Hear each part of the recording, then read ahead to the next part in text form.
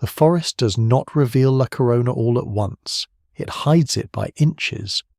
A wall becomes a rise in the ground, a plaza becomes a patch of shadow beneath the canopy, a stairway, once cut with the names of kings and ceremonies, disappears under roots, fallen leaves, and the slow breathing of the Guatemalan lowlands. From above, the place seems less like a city than a disturbance in the green, a faint geometry beneath ceiba trees and tangled vines, where the earth rises too sharply to be natural and then sinks again into silence. There are no towers shining white above the jungle now, no crowds moving through courtyards, no smoke from household fires curling into the hot air. There is only the murmur of insects, the damp weight of vegetation, and the strange feeling that something organized, intelligent, and intensely human is still present, even when almost everything visible has been taken back by the forest. La Corona lies in northwestern Petén, in Guatemala, in a landscape that can make distance feel larger than it looks on a map. Roads are difficult, the rains can turn tracks into mud, and the forest folds itself around stone as if determined to make human memory temporary. Yet this was not an empty wilderness in the ancient past. It was part of the Maya lowlands, a region of cities, farms, reservoirs, causeways, dynasties, rival courts, ritual obligations, and political ambitions that reached far beyond any single settlement. The ruins now seem remote because modern maps and modern roads have made them remote. In their own time, they belong to a living world of movement and alliance, where nobles travelled, goods moved, scribes carved history into limestone, and rulers understood that even a modest city could become powerful if it stood in the right place, served the right king, and remembered the right names. Before we go deeper, take a moment to like the video and subscribe. If this is the kind of history and mystery you enjoy, La Corona is a story that rewards patience. It is not the tale of the largest Maya city ever found, nor the most famous, nor the one with the tallest temples. Its mystery is quieter and, in some ways, more unsettling. For a long time, scholars knew parts of its history before they knew where the city itself was. Pieces of carved stone, looted from an unknown place and scattered into collections, carried the traces of kings, rituals, and connections to a great political power. The city existed first as a puzzle made of missing context. It had monuments, but not yet a map. It had royal names, but not yet a visible court. It had a voice, but the body of the city had not fully stepped out of the forest. That is one reason La Corona feels so different from other ancient ruins. Many lost cities are discovered as places first, then slowly identified through artifacts and inscriptions. Here, the mystery moved almost in reverse. The inscriptions came out of the shadows before the site was securely understood.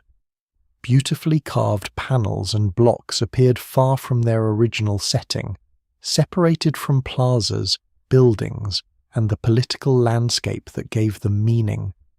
They hinted at a place of unusual importance, a place connected to the Great Snake Kingdom, the Kaanul dynasty, one of the most formidable powers in classic Maya history.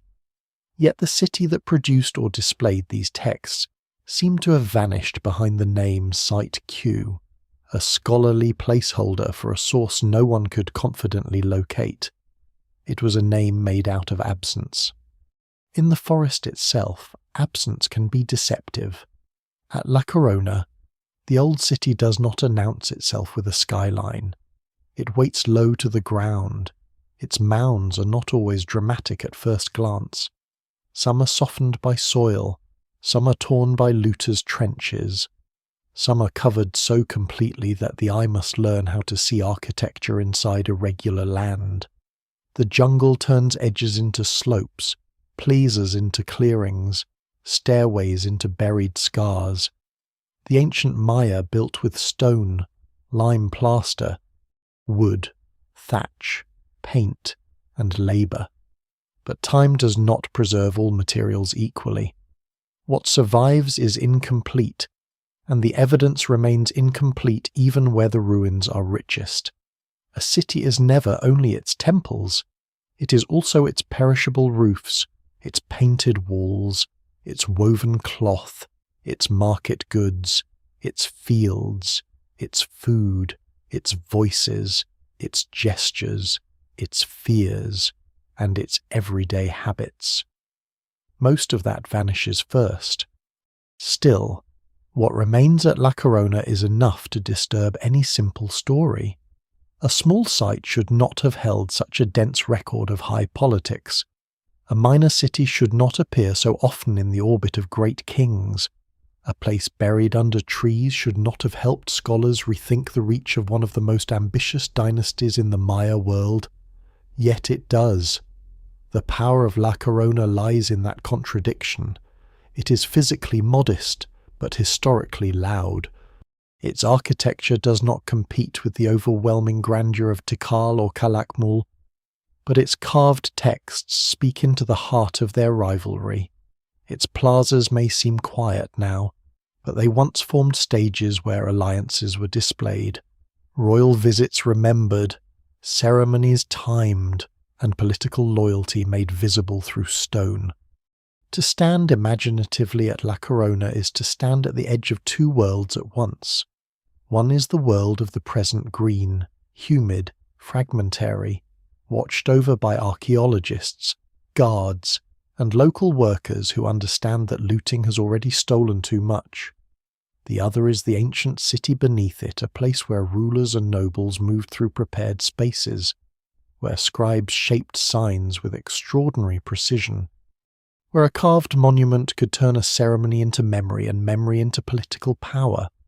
The forest seems still, but beneath that stillness is a record of movement, marriages, journeys, alliances, visits from powerful outsiders, ritual anniversaries, and acts of loyalty all leave traces.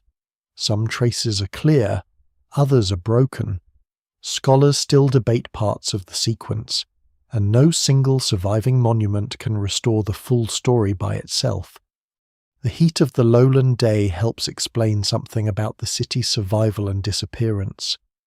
This is a demanding environment, but not a hostile blank.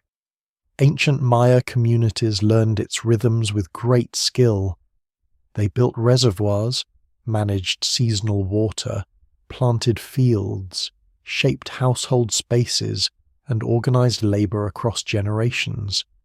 They understood the rains and the dry months, the soils and beijos, the forest products and animals, the possibilities and dangers of living in a tropical lowland world. Modern visitors may see jungle, but ancient inhabitants saw a working landscape. Paths led outward from residential areas, plazas connected buildings, water sources mattered. Ceremonial centres were not isolated stone islands but parts of broader human territory, tied to farming, exchange, kinship, and obligations to rulers and gods. And yet La Corona also reminds us that ancient cities can disappear from memory without ever truly vanishing from the ground. The stones remain, but the names are lost. The buildings remain, but their purposes blur. A carved text survives, but the people who once heard its public meaning are gone. The ancient Maya did not disappear as a people. Maya communities, languages, and identities continue into the present, but specific royal courts did fall silent. Specific dynasties stopped carving their histories. Specific cities changed, emptied, or were transformed. La Corona's political life ended long before the modern world arrived with maps, cameras, and excavation tools. By the time scholars began piecing it together, The city had already passed through centuries of growth, ambition, decline, burial, disturbance, and rediscovery.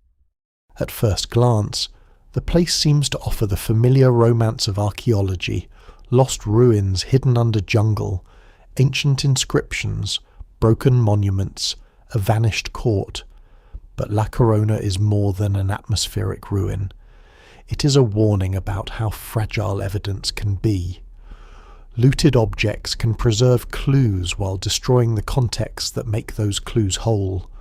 A stone panel removed from a stairway may still carry glyphs, but it loses its architectural position, its neighbouring blocks, its relationship to movement through space, and the full message created by its original arrangement. In a city like La Corona, where inscriptions are crucial, that loss matters deeply.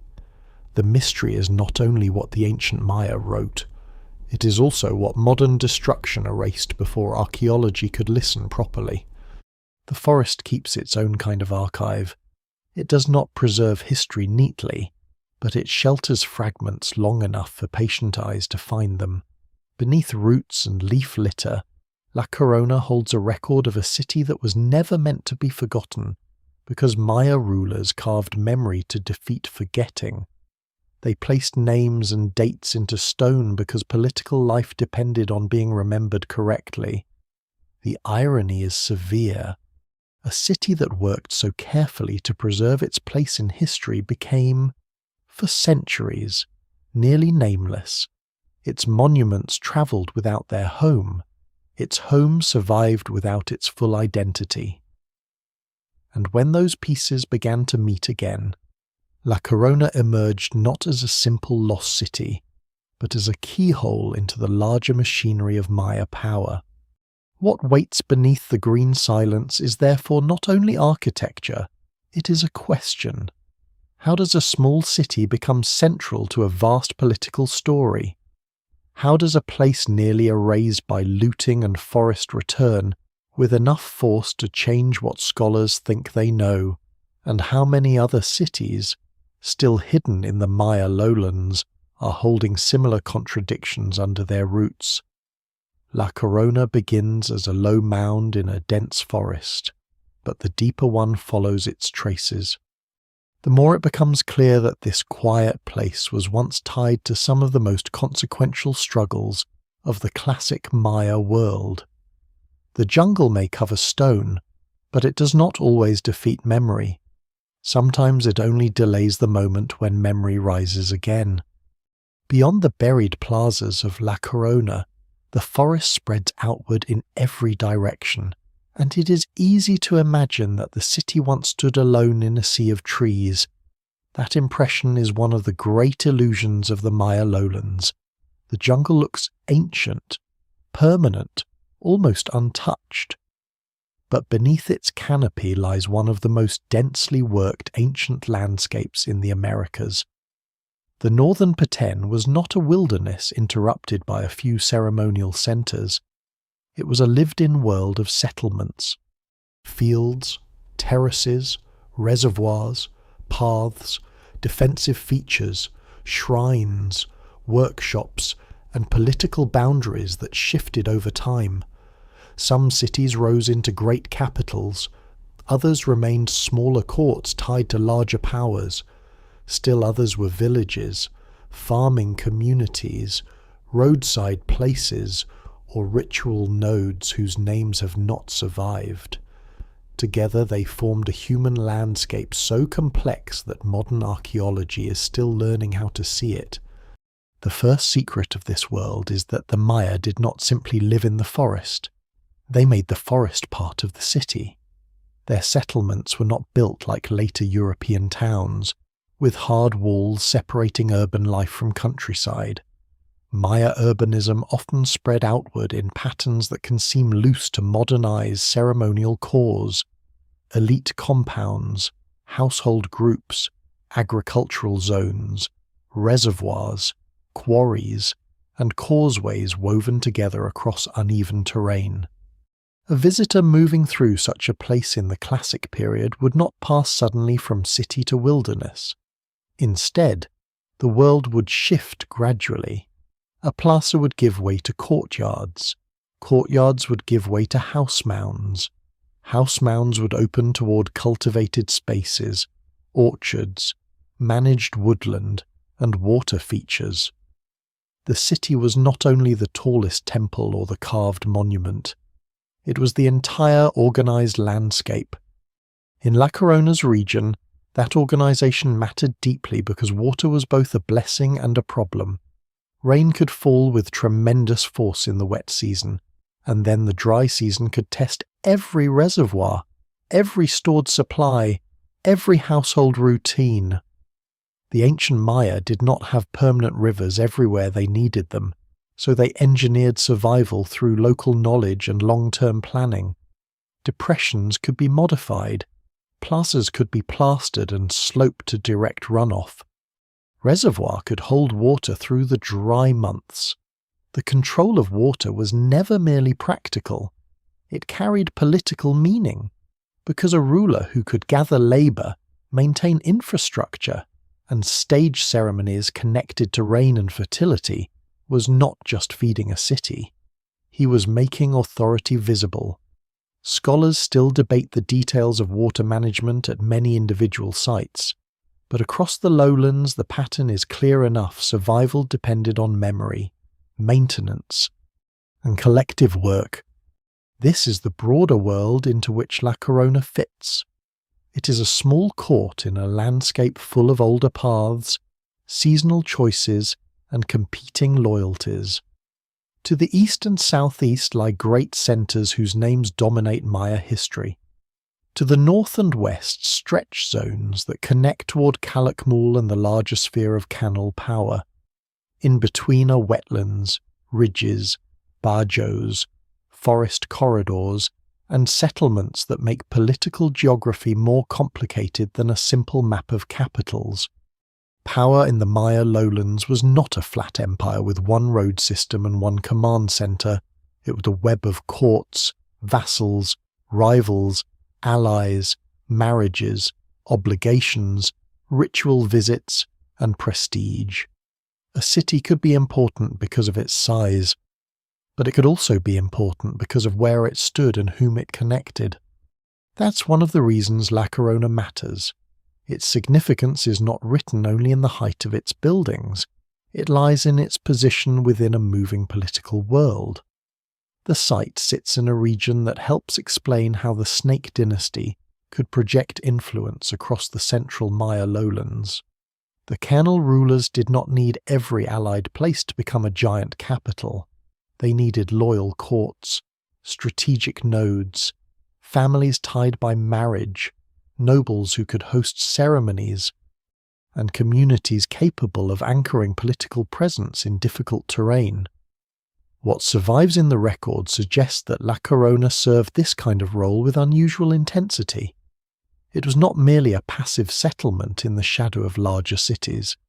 It was a place where larger ambitions became local, where the designs of distant rulers touched the lives of people who built houses, stored water, prepared food, carved stone, and walked through plazas under banners and incense smoke. The landscape itself would have shaped the experience of power.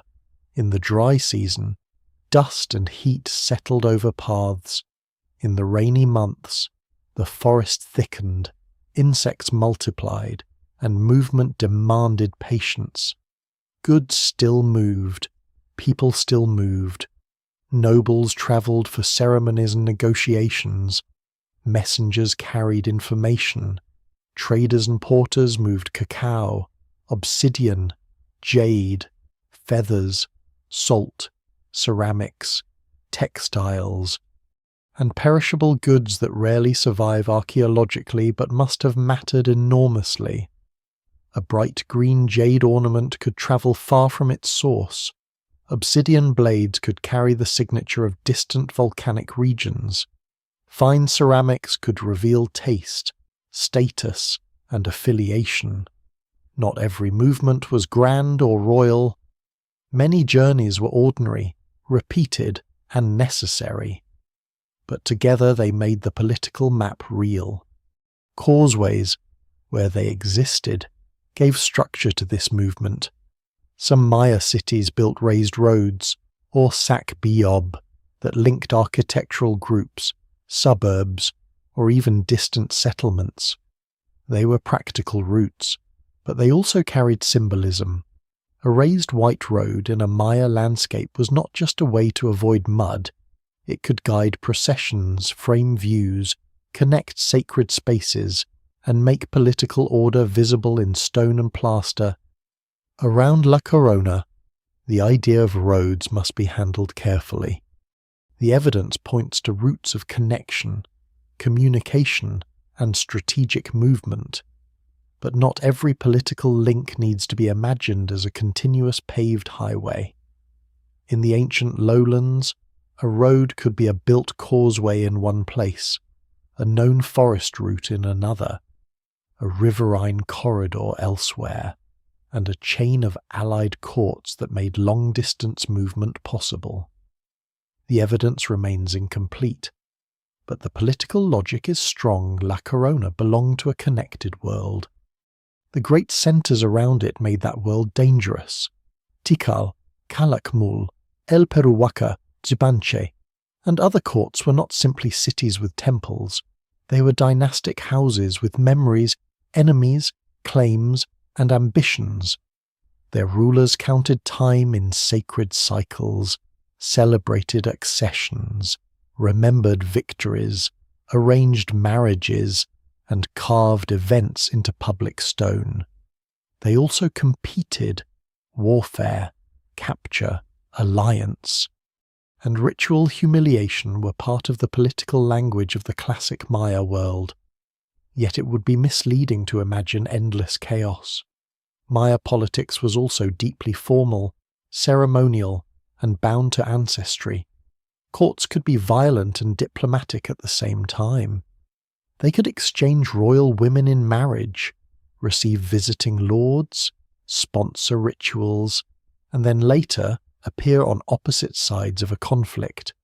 No single explanation fully accounts for the rise and endurance of any major Maya power, because power depended on climate, food, ritual legitimacy, family ties, trade access, military success, and the careful management of memory. Memory is especially important here because Maya cities were built to be read. Their plazas were not empty spaces, they were theatres of authority. A ruler standing before a carved monument did not simply occupy stone architecture. He entered a landscape of dates, ancestors, gods, and previous ceremonies. Architecture gathered memory into place. Stairways could be inscribed. Stelae could face plazas. Altars could mark ritual actions. Painted buildings could display mythic and political scenes. Even where the paint is gone and the plaster has fallen away, the original effect must have been vivid. Maya cities were not grey ruins. They were coloured, maintained, repaired, and renewed. Red, blue, green, white, black, and yellow surfaces would have caught light differently in the morning sun. Stucco masks and carved panels would have turned buildings into statements. The city spoke before anyone read a glyph. For ordinary residents, this political landscape was also a domestic one. Most people did not spend their days composing royal inscriptions. They farmed, cooked, stored maize, raised animals where appropriate, collected forest products, repaired homes, shaped tools, exchanged goods, prepared ritual offerings, and participated in community obligations. Household archaeology reminds us that the Maya world was not only royal courts and war records, it was grinding stones worn by use, ceramic vessels broken and replaced, hearths rebuilt, floors swept, and small objects lost in corners. The great political dramas of Kaanul and Tikal mattered, but they rested on labour that was mostly unrecorded. Every carved monument depended on quarrying, carrying, plastering, feeding, planning, and teaching. Every court ceremony had a backstage of work. This makes La Corona's quiet ruins feel more alive, not less. The forest hides not just temples but a whole social fabric. A city like this was made of hierarchy, but also of routine. It had nobles with titles, scribes with training, artisans with skill, farmers with seasonal knowledge, ritual specialists with obligations, and families whose names may never be known.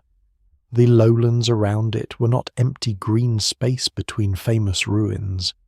They were the connective tissue of Maya civilization.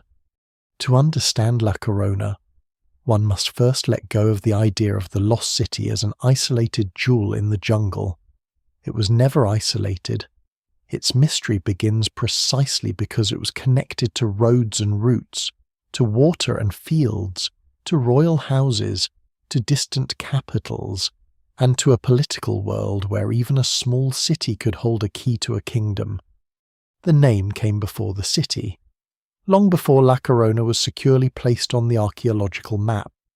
A different name moved through museums, auction rooms, private collections, academic notes, and whispered conversations among specialists site Q. It was not a name in the ancient Maya sense. It was a placeholder, a way of saying that somewhere in the Guatemalan lowlands there had to be a source. Somewhere, hidden in forest and distance, there had to be a city whose sculptors had carved monuments, whose scribes had recorded names and dates with elegant precision, and whose history had been broken apart before scholars could see where those stones belonged.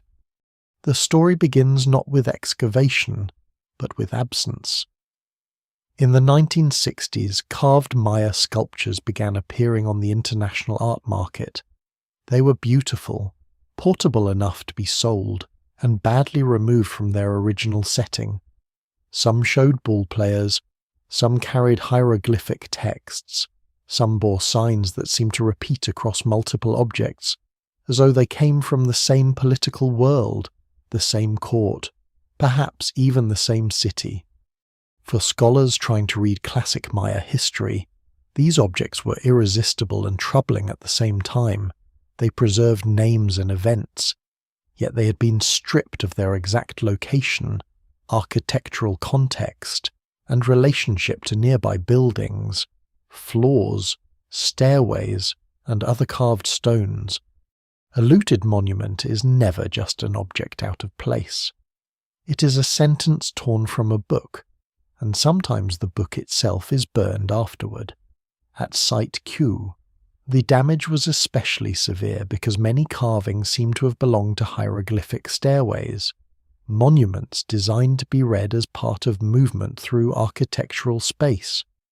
A single block could still speak, but it could not speak completely. Its neighbouring blocks were missing. Its original order might be lost. Its placement in a stair, plaza, or building facade could no longer be observed. The evidence remains incomplete, and that incompleteness is not an accident of time alone. It is the result of removal, saw cuts, trenches, and the market for objects whose value increased when their origins were obscured.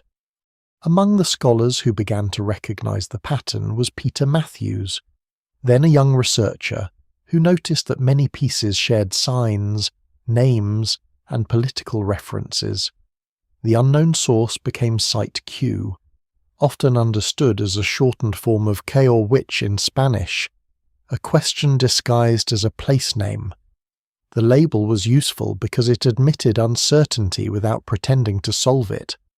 No one could yet point to a ruin and say, "Here is the city," but the stones insisted that the city existed. They carried enough coherence to suggest a real court, a real dynasty, a real political identity. This was not a random assortment of monuments gathered from many places, though that distinction became harder to maintain as the puzzle deepened. At first, some evidence seemed to point toward El Peru Huaca, a major Maya center in the region. El Peru was heavily looted, politically significant, and connected to some of the same larger forces visible in the Site Q texts, but the inscriptions gradually complicated that solution. References found at El Peru suggested that the place associated with Site Q was, from the perspective of El Peru, foreign. It had its own name, Sac Nicte, often translated as white flower. Some objects once attributed to Site Q were eventually shown to belong elsewhere, including El Peru itself. Because their monument bases or contexts were found during excavation, the puzzle did not become simpler as more evidence appeared. It became more precise, and precision is sometimes the slower path. Another possibility drew attention toward Calakmul, the great city in southern Campeche, Mexico, seat of the powerful Kaanul, or Snake Dynasty. The snake head emblem on some monuments seemed to invite that connection. Calakmul was a giant in the political landscape, and its rulers were tied to many names visible in the texts. Yet the objects did not quite fit Calakmul either. The stone, preservation, style, and internal references suggested a smaller polity closely bound to Kaanul authority rather than the great capital itself. Scholars still debate details of classic Maya political organization, but the outlines became clearer. Site Q was not simply Calakmul. It was a smaller place drawn deeply into Calakmul's orbit, close enough to the Snake Kings to matter, but distinct enough to have its own local history. Then, in the mid-1990s, the forest began to return the missing half of the story. A heavily looted site in the northern Petén came to scholarly attention near an old Chiclero camp known as Lo Veremos. The path to it passed through the tangled history that often surrounds Maya discoveries' local knowledge, forest workers, conservation efforts, reports of looting, and the difficult movement of researchers through remote terrain. The site was named La Corona after an arrangement of temples whose silhouette suggested a crown. At first, it did not immediately solve the Site Q mystery. The architectural core was modest. The visible monuments did not perfectly match the famous corpus already in collections. Some scholars remained cautious, and that caution was necessary. Archaeology cannot afford to let a desired answer become a conclusion before the evidence is ready. Yet La Corona kept offering the right clues. Its inscriptions contain the ancient place name Sac Nicte. They referred to names known from the Site Q monuments.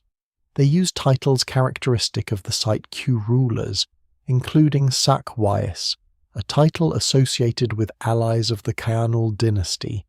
They reference Kaanul itself. Petrographic comparisons suggested that stone from a Site Q monument and stone from La Corona shared geological similarities. The pieces began to lock together through text, material, title, and historical pattern. What had once looked like a mystery city with no known location now began to look like a ruined city whose best carved memories had been stolen before science could reach them. The decisive turn came when archaeologists found hieroglyphic panels still at La Corona, in context, close to the wounds left by looters. These were not homeless hieroglyphs drifting through collections. They were stones still connected to the site, and their style, size, preservation, and texts matched the Site Q corpus with startling force. They named familiar rulers. They repeated the ancient place name. They carried the same political world. Suddenly the distance between object and city narrowed. La Corona was not just another candidate. It was the missing source. The city in the forest and the city in the looted inscriptions had become one. Even so, recovery did not mean restoration in full. Many of the finest monuments were gone. Some may never be matched to their exact buildings or stairways. Some may remain in private hands. their histories reduced to ownership records and guarded display rooms. Others may have been cut apart so violently that their original arrangement is no longer recoverable. The loss is not romantic, it is damage, but from that damage, scholars have still managed to rebuild a remarkable portion of La Corona's identity. The city that had become famous before it was mapped now had coordinates, architecture, a local name, a political setting, and a place in Maya history. The phrase white flower gives the recovered city an unexpected softness. But there is nothing simple about the story behind it. Saknikte was not merely a poetic name drifting through inscriptions. It marked a court in a delicate relationship with one of the most powerful dynasties of the Maya world. It marked a community whose monuments were valuable enough to be stolen and coherent enough to lead scholars back home. La Corona's name was recovered not in one triumphant moment, but through decades of patient comparison, doubt, fieldwork, epigraphy, mapping, and the stubborn survival of stone. The city had been hidden by forest, scattered by looting, and renamed by uncertainty. Then, little by little, the question in Site Q began to answer itself. The road to La Corona is not only a path through forest, it is also a path through the damaged history of archaeology itself. By the time researchers began working seriously at the site, La Corona had already been wounded. Looters' trenches cut into mounds. Monument fragments had vanished. Carved stones had been pried from their architectural settings and carried away into a world of dealers, collectors, and institutions far from the Peten. The city's rediscovery, therefore, was never a clean scene of explorers stepping into untouched ruins. It was a recovery after violation, an attempt to understand a place whose most eloquent voices had already been scattered. That makes the modern search for La Corona feel less like the opening of a sealed tomb and more like the reconstruction of a memory after pages have been torn out. The physical journey begins in a region where the forest makes every certainty slower. Northwestern Peten is not empty, but it can be difficult to enter, difficult to work in, and difficult to protect. Seasonal rains change the ground. Heat presses down. Vegetation grows quickly over exposed stone. A mound that seems clear one year may be hidden again the next. The old city did not sit beside a convenient modern highway waiting for a signpost. It had to be approached through local knowledge. Reports from people who knew the forest, conservation patrols, archaeologists, and the uncomfortable awareness that looters had often reached the ruins before scholars did. In many Maya sites, the first modern tunnels are not scientific excavations. They are trenches dug in search of saleable objects. At La Corona, that fact shapes the whole story. The name La Corona itself comes from the modern eye, not from the ancient court. It refers to a set of structures whose arrangement suggested a crown, a fitting image for a city that would turn out to be deeply entangled with kingship. Yet the ancient name, Saknikte, white flower, carries a different texture. The two names sit together uneasily, one born from modern appearance, the other recovered from carved texts. Between them lies the work of archaeology, the slow movement from visible form to historical identity. A ruin can be mapped in a season, but a city's place in the past may take decades to recover, especially when looting has confused the original order of evidence. When researchers began documenting La Corona, they faced a familiar problem in the Maya lowlands. The city was both present and missing. Architecture remained, but not always in its original condition. Sculpted stones remained, but many of the best-known ones were elsewhere. Looters had exposed some features while destroying others. This is one of the bitter ironies of illicit excavation. it can reveal enough to prove that something important exists, while destroying the very relationships that would explain it. A looter's trench may show a building phase, a burial chamber, or a hidden panel, but it does so without recording soil layers properly, without conserving fragile materials, and without preserving the sequence of discovery.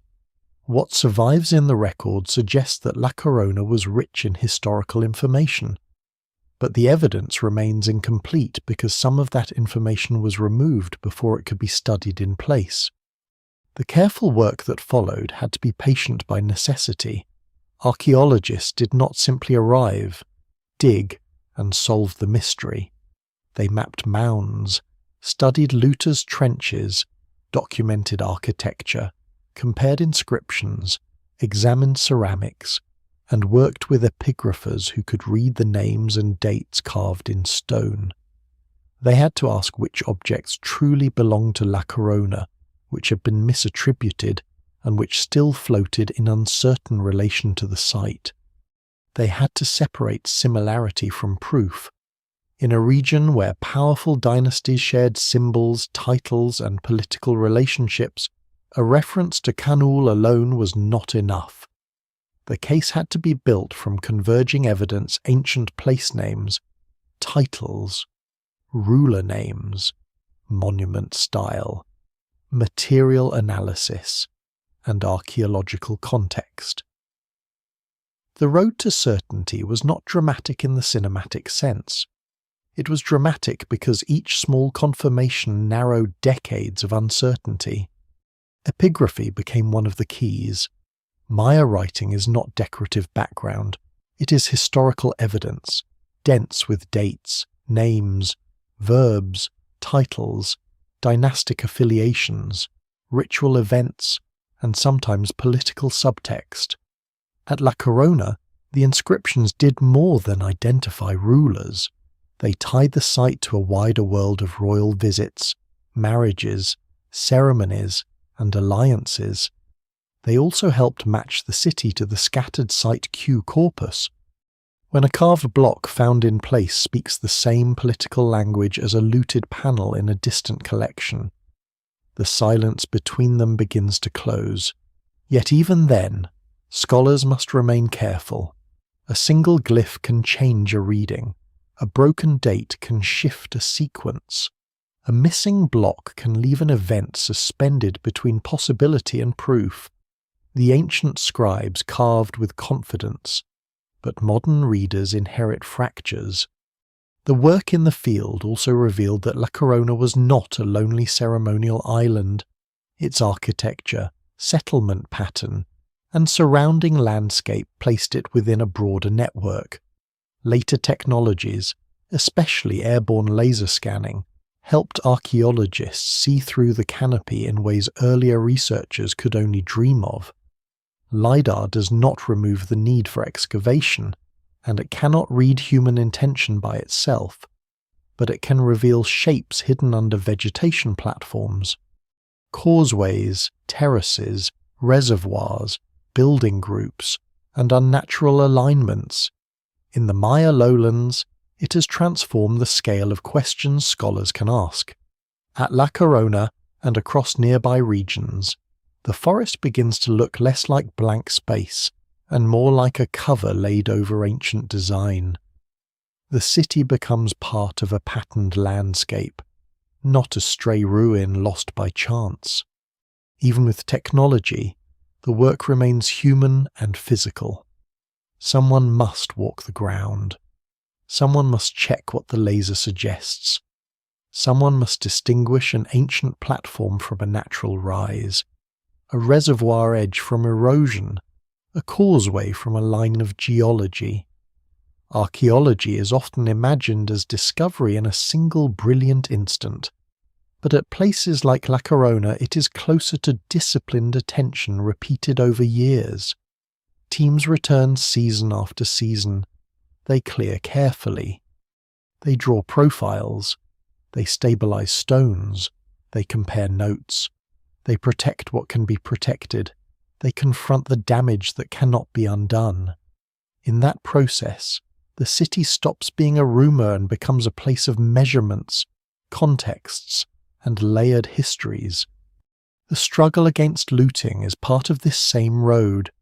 La Corona's fame is inseparable from the illegal removal of its monuments, and that is not a romantic origin story. It is a warning. The global appetite for Maya art helped turn carved history into collectible fragments. Once removed, an object may still be admired, but admiration does not restore the loss.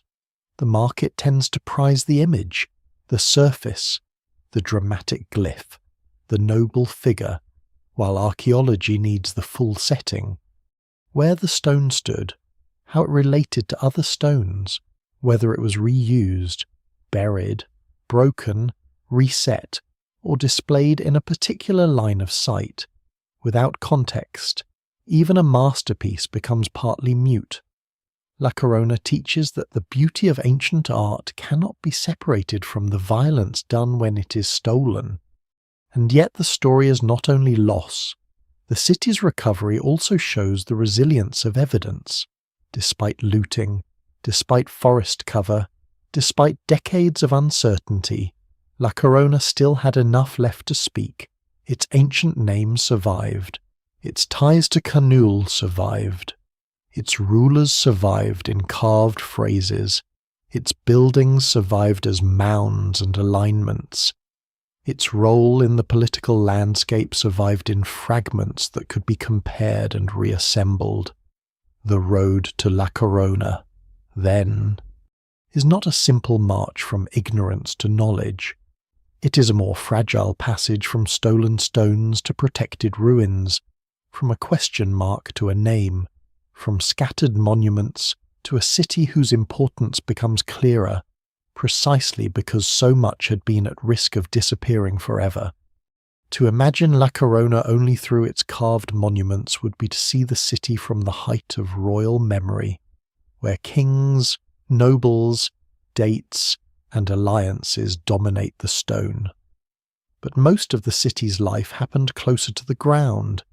It happened in courtyards where maize was ground before dawn, in shaded work areas where hands shaped clay and stone, in pathways worn by repeated footsteps, in the careful storage of water, in gardens and fields beyond the main plazas, and in the unrecorded routines that allowed a political court to exist at all. The ancient name Sac Nicte, white flower, may come down to us through elite inscriptions, but the city itself was made every day by people whose names were not carved, whose labour held the place together, and whose traces survive in quieter forms. Mourning in La Corona would not begin with the court alone. It would begin with households. Maya houses were often built on low platforms with perishable superstructures of wood, pole, thatch, and other organic materials that rarely survive in the archaeological record. What remains today may be the raised base, the floor, the post holes, the hearth, the broken ceramics, the grinding stones, the refuse deposits, and the spatial pattern of domestic life. The walls and roofs are gone, but the arrangement of living still presses faintly into the earth. A household was not just a shelter, it was a unit of production, memory, kinship, ritual, and obligation. Food was prepared there. Tools were repaired there. Cloth may have been woven there. Offerings could be made there. Ancestors might be remembered there. The evidence remains incomplete, but what survives across Maya sites suggests that domestic space carried deep social meaning, not merely practical use. Maize stood at the centre of this world, not as a simple crop but as a foundation of life, belief, and identity. Fields around La Corona would have been worked according to season, soil, labour availability, and local knowledge. Farmers in the Maya lowlands used varied strategies rather than one universal method. Some areas supported milpa agriculture, where maize, beans, squash, and other plants were cultivated in cycles. Other spaces may have included orchards, kitchen gardens, managed woodland, and wetland or bayous edge adaptations where conditions allowed. The old cliché of Maya farmers merely slashing and burning endless jungle is too crude. Ancient communities knew their landscape in detail. They understood when to clear, when to rest, when to plant, when to harvest, and how to combine crops and forest resources in ways that sustained both households and elites. Scholars still debate the exact agricultural mix around many smaller centres, including places like La Corona, but it is clear that survival required flexibility. Water shaped every part of that flexibility. In the wet season, it could seem abundant, rushing off plastered surfaces, filling depressions, soaking soil, and feeding the thick green world around the city. In the dry season, it became a stored memory of rain. Reservoirs, aguadas, modified depressions, and drainage systems were not background features. They were lifelines. A family's daily rhythm depended on access to water for drinking, cooking, washing, craft production, and ritual preparation. The court's authority depended partly on its ability to coordinate the labour and maintenance that kept water systems functioning. A reservoir was practical engineering, but it was also a political statement. When people gathered in plazas and saw water controlled, stored, and made available, they were also seeing the court's claim that it could organise the world in proper order. No single explanation fully accounts for Maya political authority, but food and water were always close to its roots. The city's markets and exchange spaces are harder to reconstruct because many goods were perishable. A marketplace does not always leave a monument behind.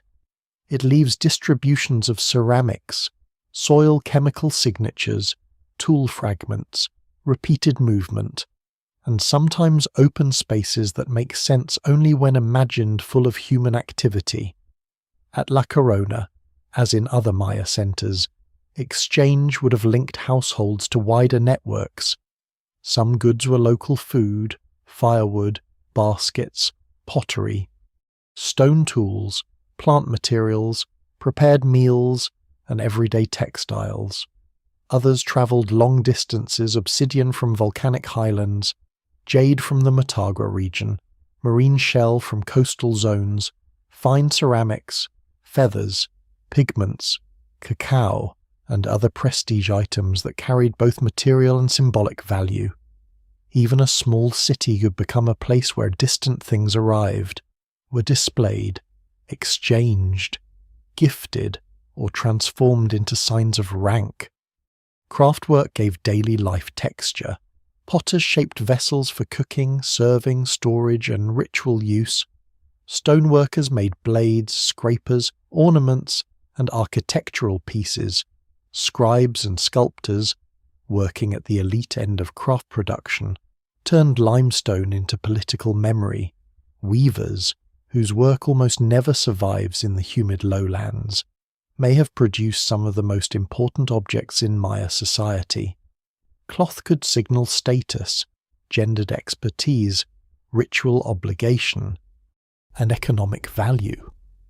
A later discovery at La Corona, involving the burial of an elite woman associated with weaving and ceremonial identity, reminds us that power did not only appear through warfare or royal accession, it could be woven, worn, offered, and carried through the body.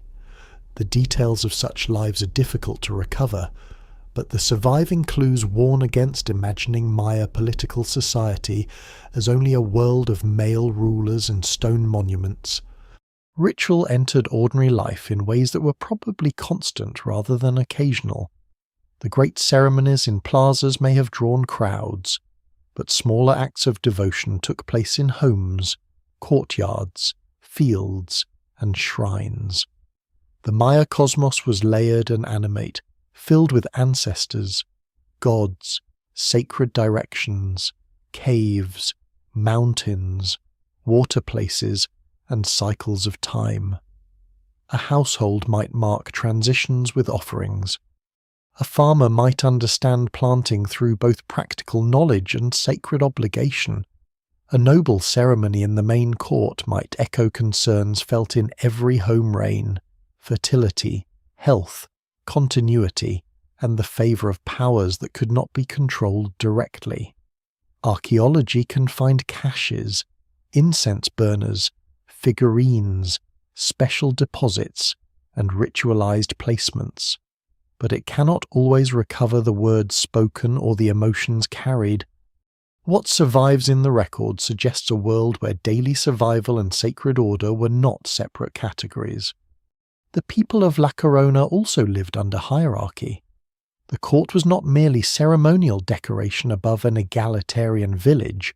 Elite compounds, access to imported goods, special burials, carved monuments, and restricted spaces all point towards social difference. Some families had closer ties to power than others. Some people likely owed labour to noble households or the court. Public building required coordination, and coordination often meant obligation. Yet hierarchy was not only imposed from above, it was reproduced through feasts, ceremonies, marriages, gift-giving, patronage, craft specialization, and shared belief in the significance of dynastic time. A ruler needed farmers and artisans, but farmers and artisans also lived within a system that gave meaning to festivals, calendars, ancestors, and place. The relationship between ordinary life and elite power was not simple, and scholars still debate how local communities negotiated authority in smaller Maya centers. Children, elders, and families were part of this urban fabric, though their stories must be handled with care because the record rarely gives them individual voices. Children would have learned by watching, helping, and being protected within household networks, gradually absorbing the skills, language, rituals, and expectations of their community. Elders carried memory, practical knowledge, and family histories. Households were places where generations overlapped, and where the city's future was shaped quietly, long before any name reached a monument. In a place like La Corona, the most dramatic inscriptions belong to politics, but the deeper continuity belonged to families making life possible through ordinary repetition. By midday, the city would have been hot. Work would shift with the sun. Shade mattered. So did timing. The white plaster of public buildings could reflect light sharply. Smoke from hearths might hang low in still air. Dogs may have moved between houses. Birds called from the forest edge. The plaza, so silent now, would once have carried footsteps, voices, ceremonies, waiting, bargaining, preparation, and display. La Corona was not a ruin waiting to happen. It was a living place, filled with practical intelligence. The hidden city beneath the canopy was built not only by royal ambition, but by meals cooked, water carried, cloth woven, fields tended, vessels fired, floors swept, and memories renewed so often that they became the rhythm of the city itself. Power at La Corona did not rise only from stone walls or stored water. It rose from performance. It rose from the ability of rulers to make a city believe that time, ancestry, ceremony, and political loyalty all met in the body of a lord. In the classic Maya world, kingship was not simply administration. A ruler was not merely the person who commanded labor or received tribute. He stood at the crossing point between human society and a sacred order that stretched backward into mythic time and outward into the movements of sun, moon, planets, rain, maze, death, and renewal. The court existed to make that claim visible. Architecture gave it a stage. Monuments gave it duration, ritual gave it force. At La Corona, this mattered all the more because the city was not one of the largest capitals of the Maya world. Its rulers could not depend on overwhelming scale alone. They needed memory, connection, legitimacy, and display. A small court tied to a great dynasty had to show that its authority was not minor, even if its architecture was modest compared with giants like Tikal or Calakmul. The inscriptions, stairways, altars, and public spaces of La Corona are therefore not decorative leftovers. They are evidence of a court working carefully to place itself within history. What survives in the record suggests that the rulers of Saknikter understood the importance of being seen, named, dated, and remembered. A Maya ruler's public life unfolded through ceremonies that joined politics and religion so closely that separating them too sharply would distort the ancient world. Accession rituals marked the transformation of a noble person into a king. Period-ending ceremonies tied the ruler to the completion of sacred cycles. Dedications brought buildings, monuments, and ritual spaces into life. Bloodletting, offerings, incense burning, feasting, dance, and the display of regalia all formed part of an elite language of power. Some acts took place in public plazas where many people could witness them. Others may have been restricted to courtyards, shrines, or rooms where only nobles, ritual specialists, and invited participants entered. The evidence remains incomplete. But the pattern across classic Maya courts is clear. A king's power had to be performed again and again. The performance depended on objects: jade ornaments, shell, feathers, woven garments, painted ceramics, carved staffs, headdresses, and masks could turn the body into a moving sign. In the humid lowlands, many of these materials decay, leaving stone to dominate the modern imagination. But the ancient visual world was far richer than what survives. A ruler moved among painted surfaces, smoke, music, and cloth, while nearby monuments fixed the event in time, the body, the place, and the date worked together. Ancestry gave these performances their depth. Maya rulers did not claim power as isolated individuals. They connected themselves to forebears, dynastic founders, gods, and earlier ceremonies. A newly carved monument did not merely say that something happened. It placed that event in a chain. The ruler stood because others had stood before him. The city mattered because its past could be narrated as meaningful. This is especially important at La Corona, where political identity seems to have depended heavily on remembered relationships with more powerful rulers.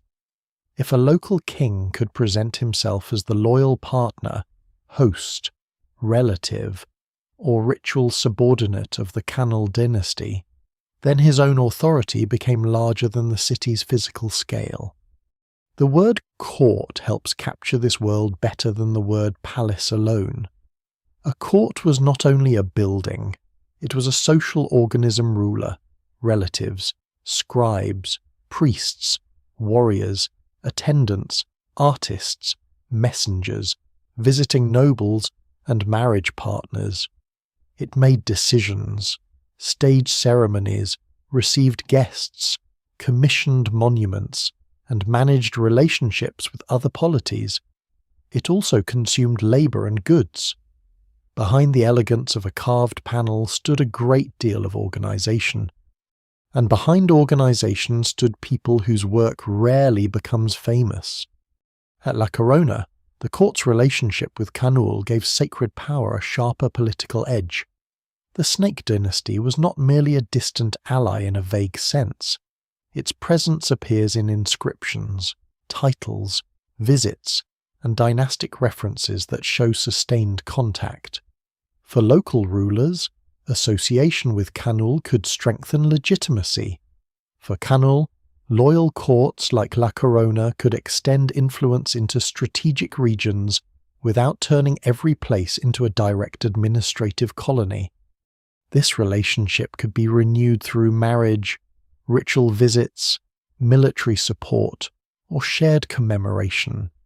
Scholars still debate how much control great Maya kingdoms exercised over smaller allies, but at La Corona, the intensity of the connection is difficult to ignore.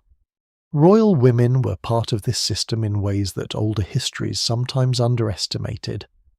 Marriages could bind cities together, move prestige across distance, and create claims that lasted beyond a single reign.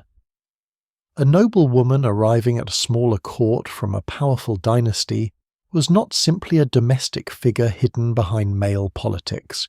She could carry lineage, ritual authority, and political meaning. Her descendants could embody the union of courts at La Corona, where later evidence highlights elite women and ceremonial identity. The royal court must be imagined as a network of gendered roles, not a single masculine line of command. Scribes held another kind of authority. They shaped memory into signs. Their work required training, artistic control, historical knowledge, and command of a writing system that could compress political meaning into dense glyphic passages. A scribe at La Corona was not merely recording events like a clerk. He was helping produce the public reality of the court. Which ancestor was named, which date was emphasized, which foreign king appeared, which title was displayed, and which ritual action was preserved could all affect how later viewers understood power. Maya writing could be exact, but it was never neutral. It selected, it framed, it turned history into a monument. This is why the carved stones of La Corona feel so alive despite their broken condition. They were made to do political work. A stairway inscribed with dynastic events forced people to walk across memory. An altar tied a ritual act to place. A panel could make a local court appear in the orbit of distant greatness. The city's sacred landscape was built through repetition ceremonies at period endings, dedications, anniversaries, royal visits, and acts of remembrance that made the present seem anchored in something older and stronger. A person in the plaza might not read every glyph, but the arrangement of buildings, monuments, costumes, and ritual action communicated hierarchy and belonging. Yet the authority of kings was never guaranteed forever. It had to be renewed because it could fail. Rain might not come. Allies might lose wars. A marriage alliance might not protect a city. A great dynasty might weaken. A carved monument could proclaim confidence. But stone often preserves ambition better than reality. At La Corona, the surviving inscriptions show a court deeply invested in sacred power, dynastic memory, and political connection. They also leave shadows. They do not tell us every conflict, every doubt, every negotiation, or every household's opinion of the elite ceremonies staged above them. For a time, though, the system worked. La Corona's rulers turned a small city into a place where memory had weight. They carved their loyalties into public stone. They invited or received the presence of powerful names. They placed themselves within sacred cycles that made local events feel cosmic. They built a court that could speak beyond its size. Beneath the canopy today, the monuments are damaged, the colours gone, the ceremonies silent, but the idea behind them remains legible. La Corona's power was not simply that it possessed buildings. It possessed a way of making history appear sacred, and sacred history appear politically useful. In that delicate transformation, a hidden city became part of a kingdom's imagination.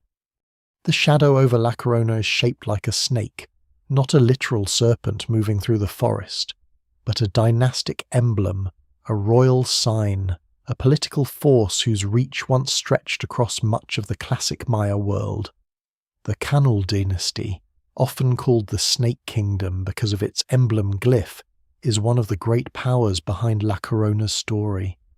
Without Kaanul, the hidden city of Sac Nicte would still matter as a Maya court, a place of households, monuments, rituals, and memory. But with Kaanul, it becomes something larger and stranger, a small city drawn into the ambitions of a dynasty that challenged Tikal, shaped alliances across the lowlands, and turned distant courts into pieces of a far-reaching political design.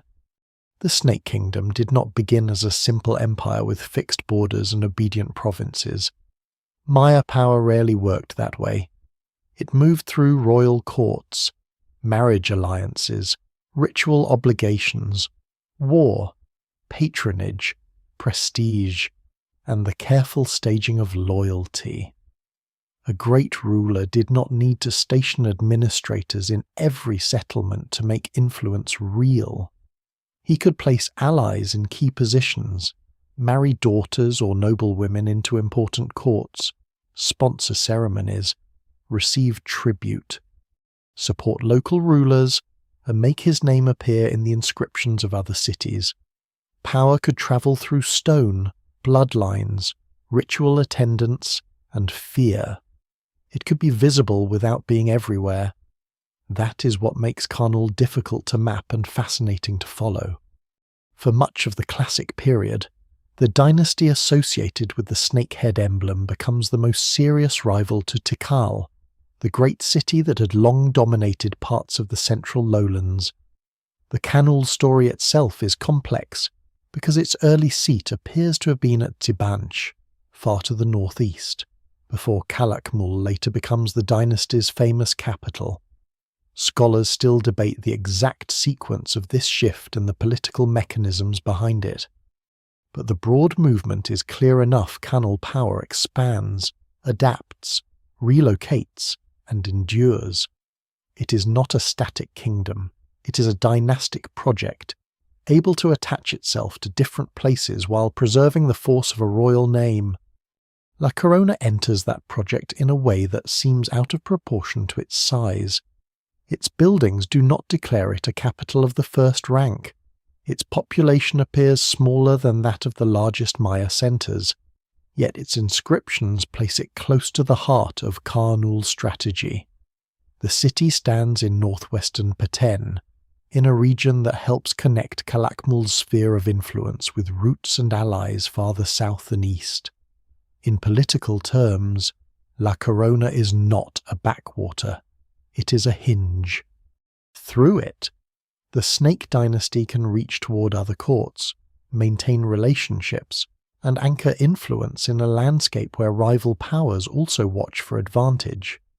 This is where the idea of a royal road becomes tempting, and also where caution matters. It is easy to imagine a single formal highway running through the jungle, paved from capital to ally like a statement of imperial certainty. But the evidence suggests something more subtle and probably more realistic routes of movement, communication, and political connection that combine built features, known paths, settlement chains, and strategic relationships. La Corona may have functioned as part of a corridor linking Calakmul and regions toward the south, including important centers connected to trade and diplomacy. Such a corridor would matter for goods, messages, visits, and the movement of nobles. It would also matter symbolically, because a ruler's reach is only as strong as the places that receive and remember him. One of the surprising details about La Corona is how strongly its inscriptions preserve contact with Kaanul rulers. For a modest city, it records a remarkable number of high-level political relationships. This is not the usual pattern of a minor court carving only its own local affairs. Kaanul names appear as forces in the city's memory. Royal visits, ceremonies, and dynastic links suggest that Sac Nicte was not merely aware of the Snake Kingdom. It was woven into it.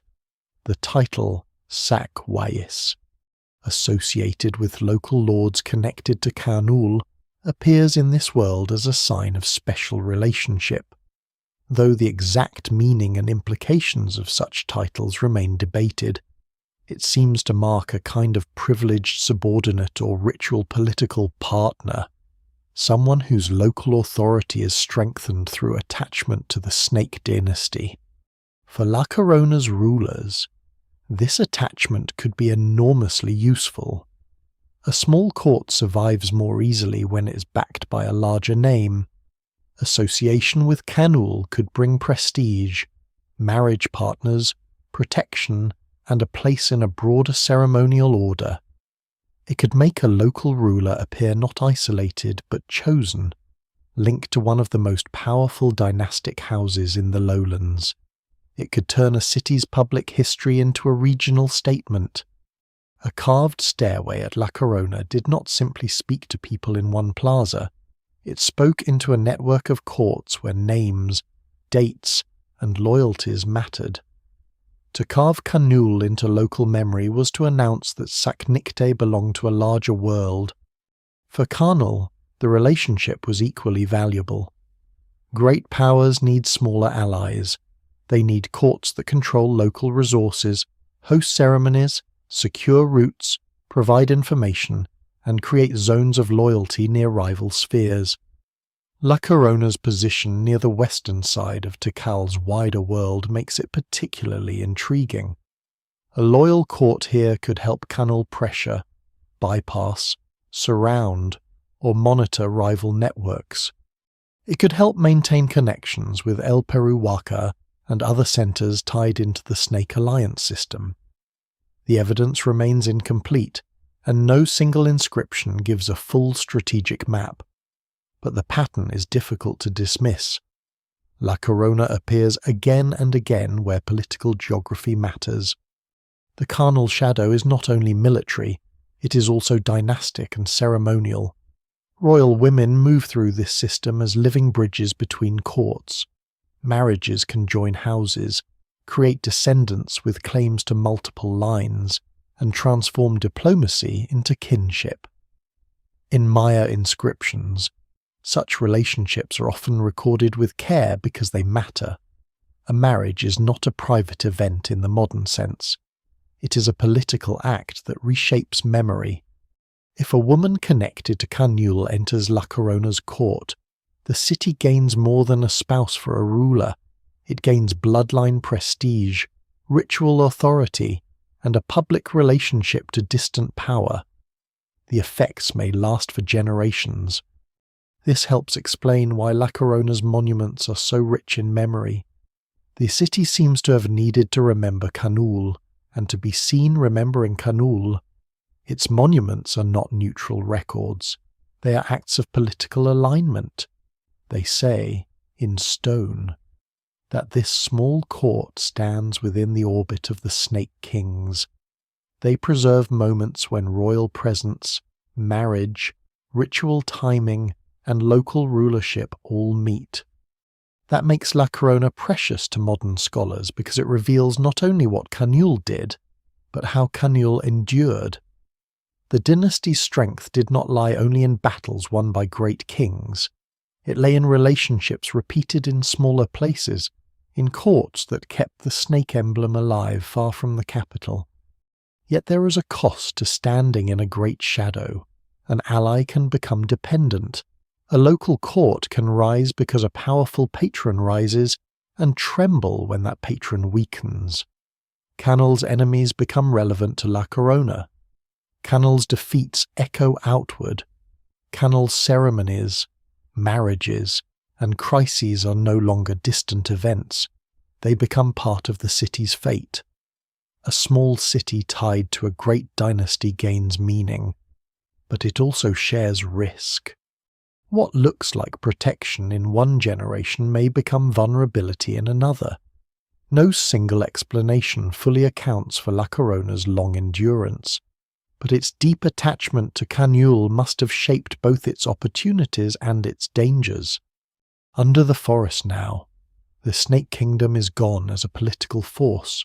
Its capitals are ruins, its alliances broken, its royal ambitions preserved only in glyphs, monuments, and archaeological traces. But at La Corona, the shadow remains legible. It falls across stairways, altars, place names, titles, marriages, and the very reason the city became so important to modern history. Sac Nicter was not great because it escaped the politics of its age. It was great because it was caught inside them.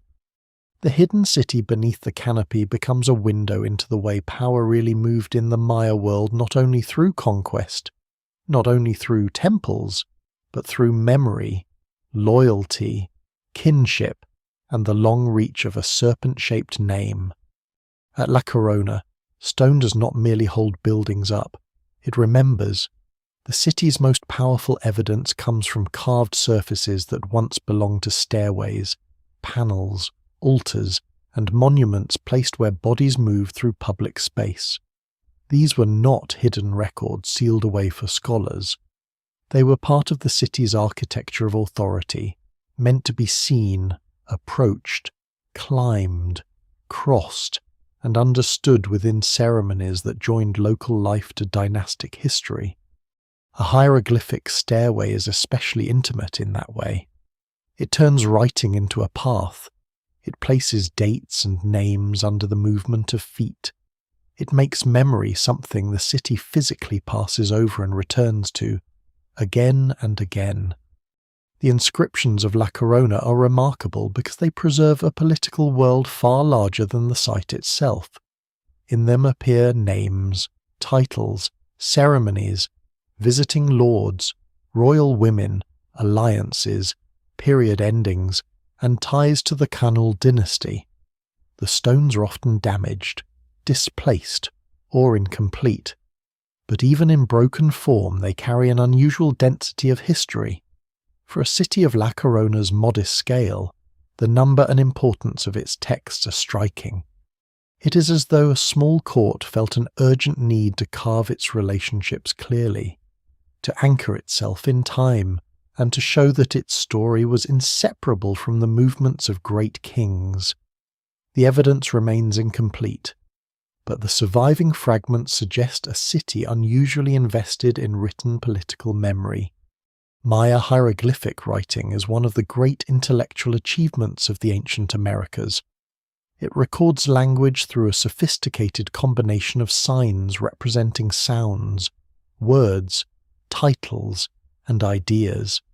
On public monuments, scribes used this system to construct historical narratives that were precise and selective at the same time. A date might be exact, a ruler's name might be clear, a ceremony might be carefully marked. Yet the deeper meaning of the event depends on context. Who commissioned the text?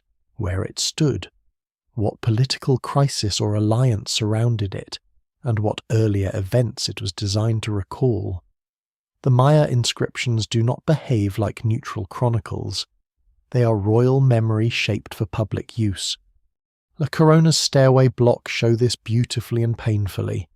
Some remain at or near the site, while others were taken long ago into the world of looted art.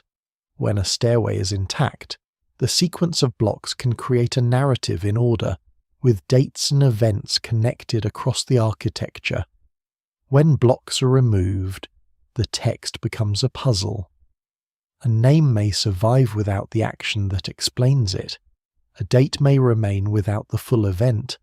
A verb may appear without the subject. Or a royal title may be preserved while the personal name is lost. Epigraphers can reconstruct parts of the message, but every gap matters. A broken stairway is not only a damaged artwork, it is a damaged timeline. Even so, the surviving inscriptions at La Corona speak with extraordinary force. They record the ancient place name Sac Nicter, white flower, helping identify the city behind the Site Q mystery. They preserve local rulers whose titles place them within the political orbit of Kaanul. They refer to ceremonies that bind La Corona to the sacred calendar and to the larger cycle of classic Maya dynastic life. They also point toward royal visits and relationships with snake kings, suggesting that the city was not merely acknowledging a distant overlord, but participating in a recurring pattern of personal and ceremonial contact. What survives in the record suggests that La Corona was a place where Kaanul power came to be staged locally, not just remembered from afar. One of the most revealing aspects of these texts is their attention to movement. People travel, royal figures arrive, women are married into courts, ceremonies take place on significant dates. A great dynasty's name appears in a smaller city's memory. The inscriptions make politics feel mobile. Power does not sit still at Calakmul or Dzibanci or Tikal. It moves along routes, through alliances, into bodies, marriages, offerings, and public events. La Corona's carved stairways are therefore records of connection. They show that Maya geopolitics was not a map of isolated pyramids. It was a choreography of people and symbols moving between courts. The altars and panels add another layer. An altar is not simply a sculpted stone. It is a surface tied to ritual action. Offerings may be placed there. Incense may burn nearby. A ruler may stand, sit, or perform in relation to it. When an altar bears the image or name of a ruler, it creates a fixed point where ceremony and identity meet at La Corona.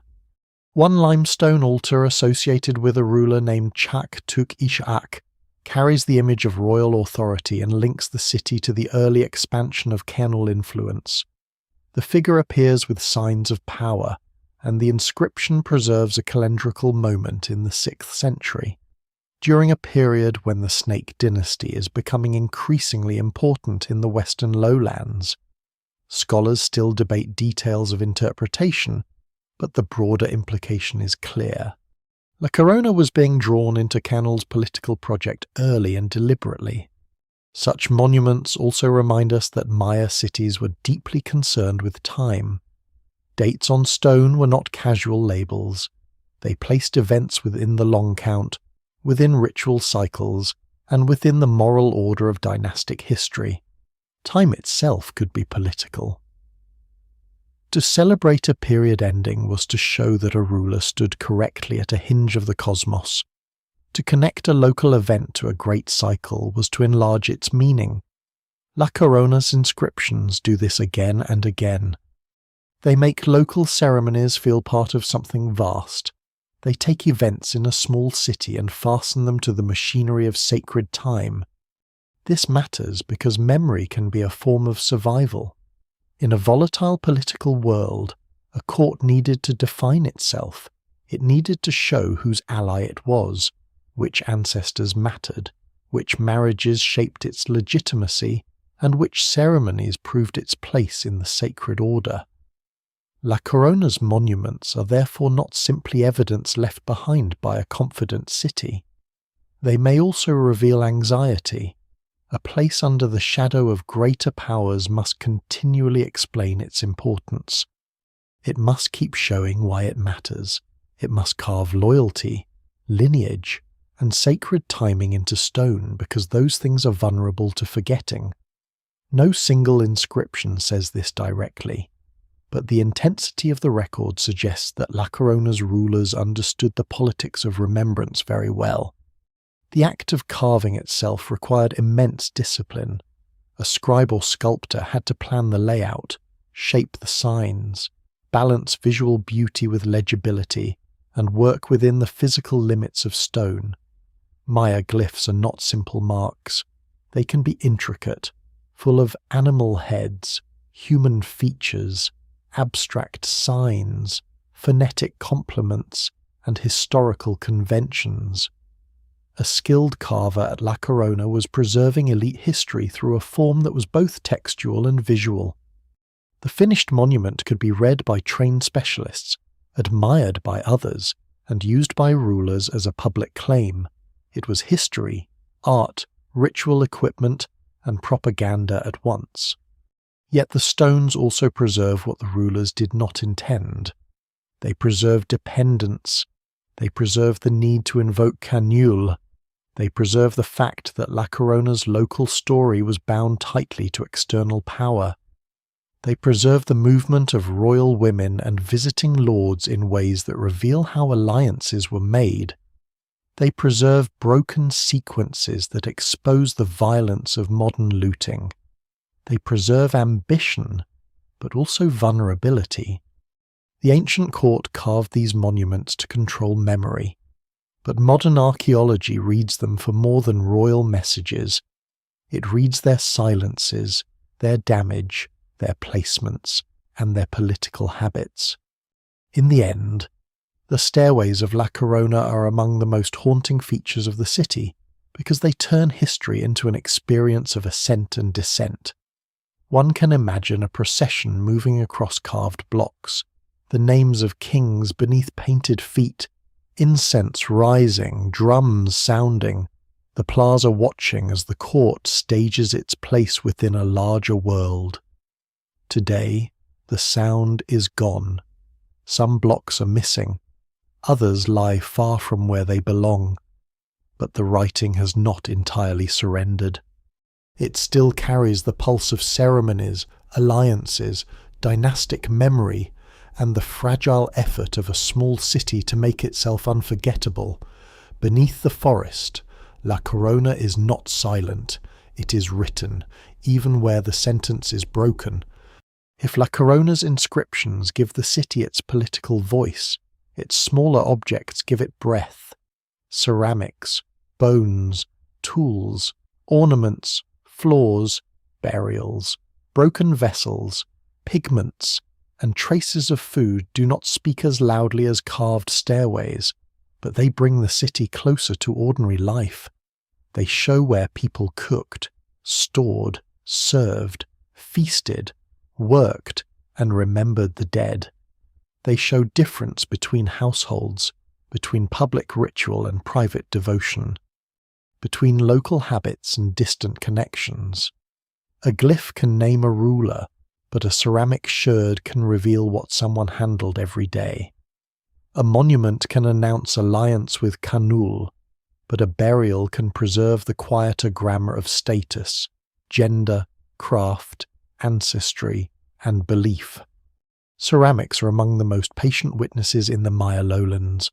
Cloth decays, wood disappears, food remains only in traces, paint fades, but fired clay breaks and stays. It settles into floors, middens, construction fill, offerings, tombs, and abandonment layers. To the untrained eye, a scatter of sherds may look like rubble. To archaeologists, it can become a calendar, a map of exchange, a record of meals, and a signal of social identity. Vessel forms change over time. Decorative styles shift. Clay recipes and firing techniques can suggest local production or imported goods. A bowl in one context may be an everyday serving vessel, while a similar vessel in a tomb may carry ritual weight. The meaning depends on where it is found, how it is placed, what it is found with, and whether it shows signs of use, repair, or deliberate breakage.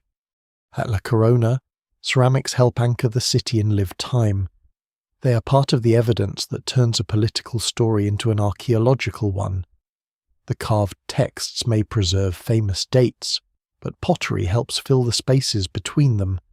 It shows occupation, activity, rebuilding, and participation in broader Maya ceramic traditions.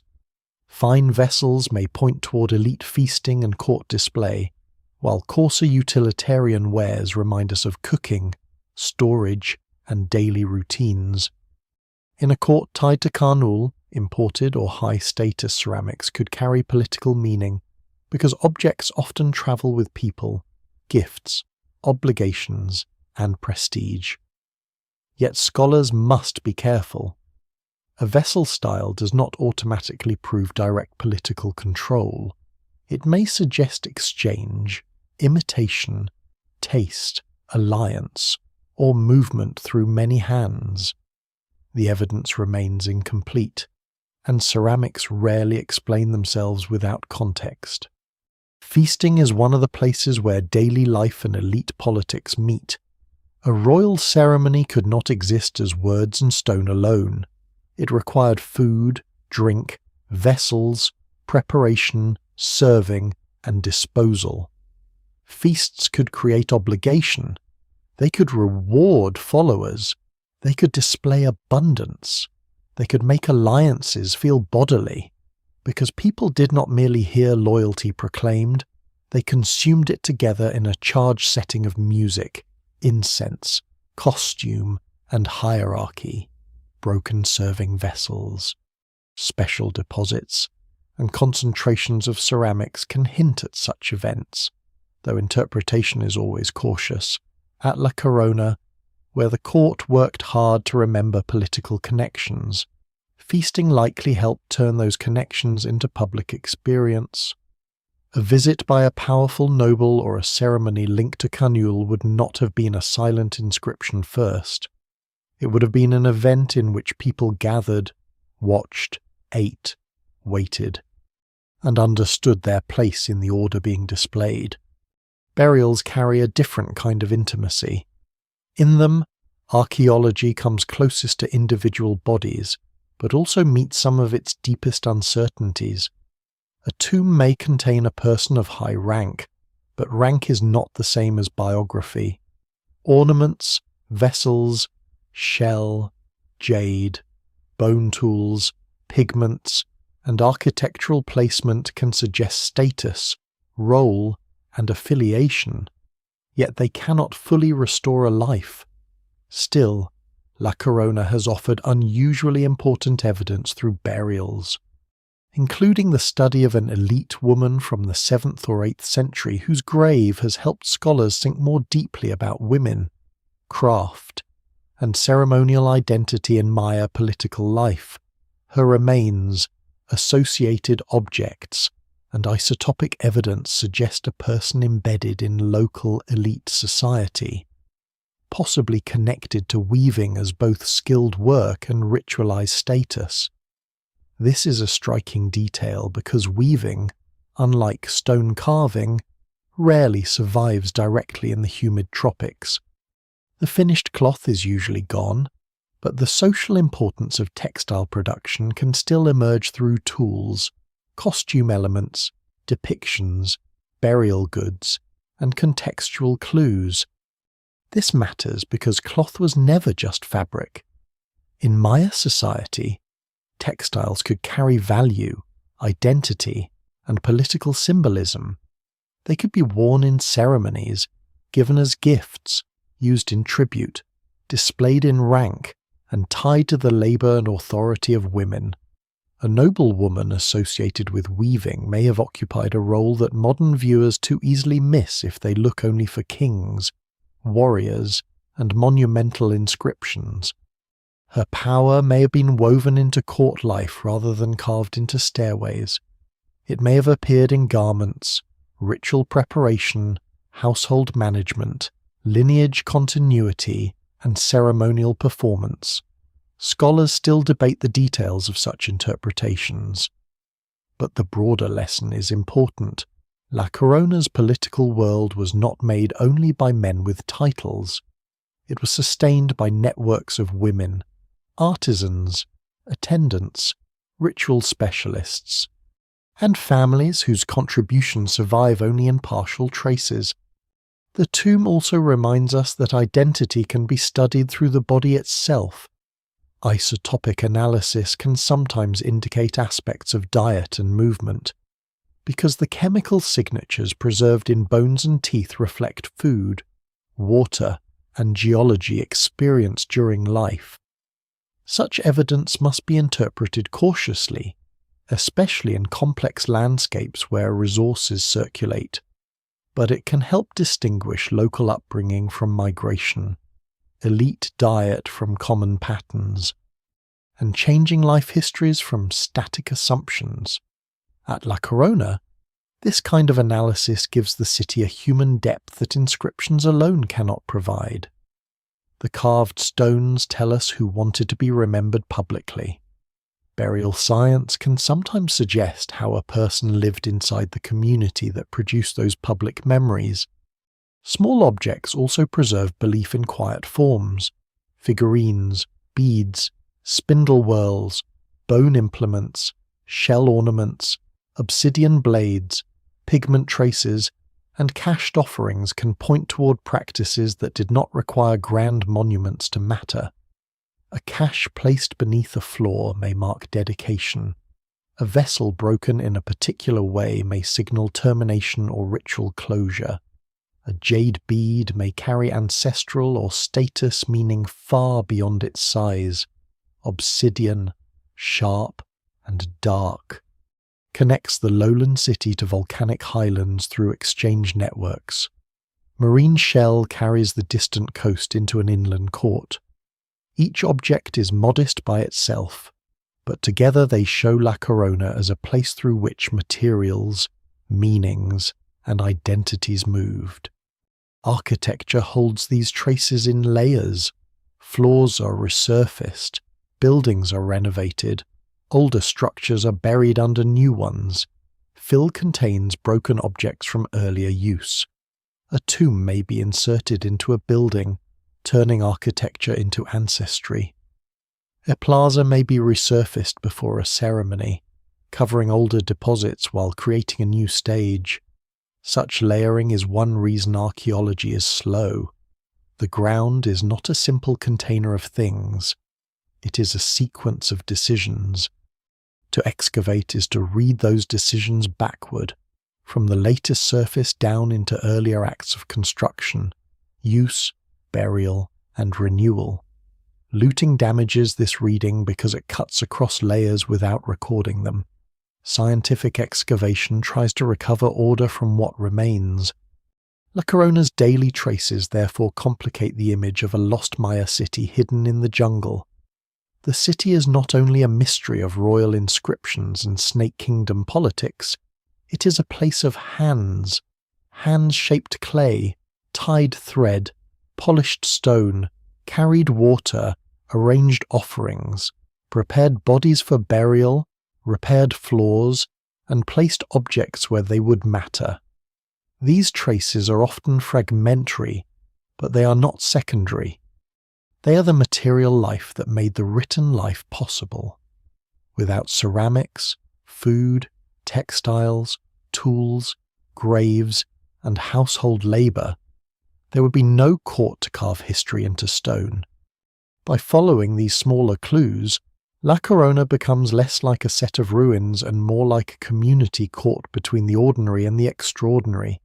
Its people lived under the canopy, under rulers, under sacred time, and under the shadow of Kaanul.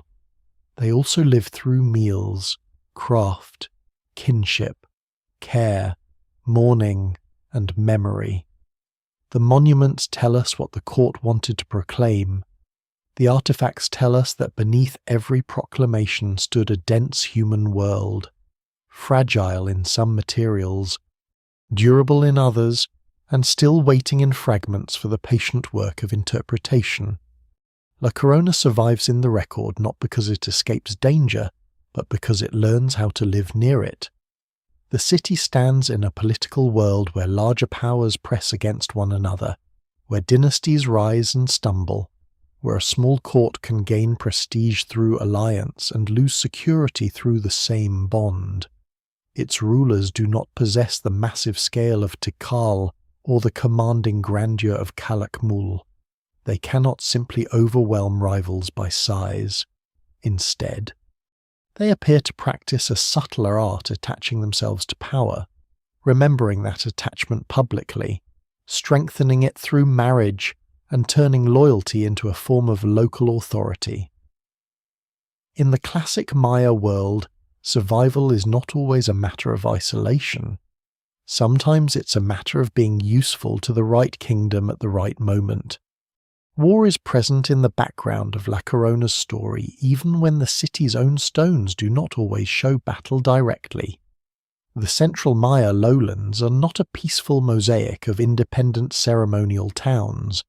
They are a shifting arena of dynastic competition, and the rivalry between Tikal and the Snake dynasty shapes generations of politics.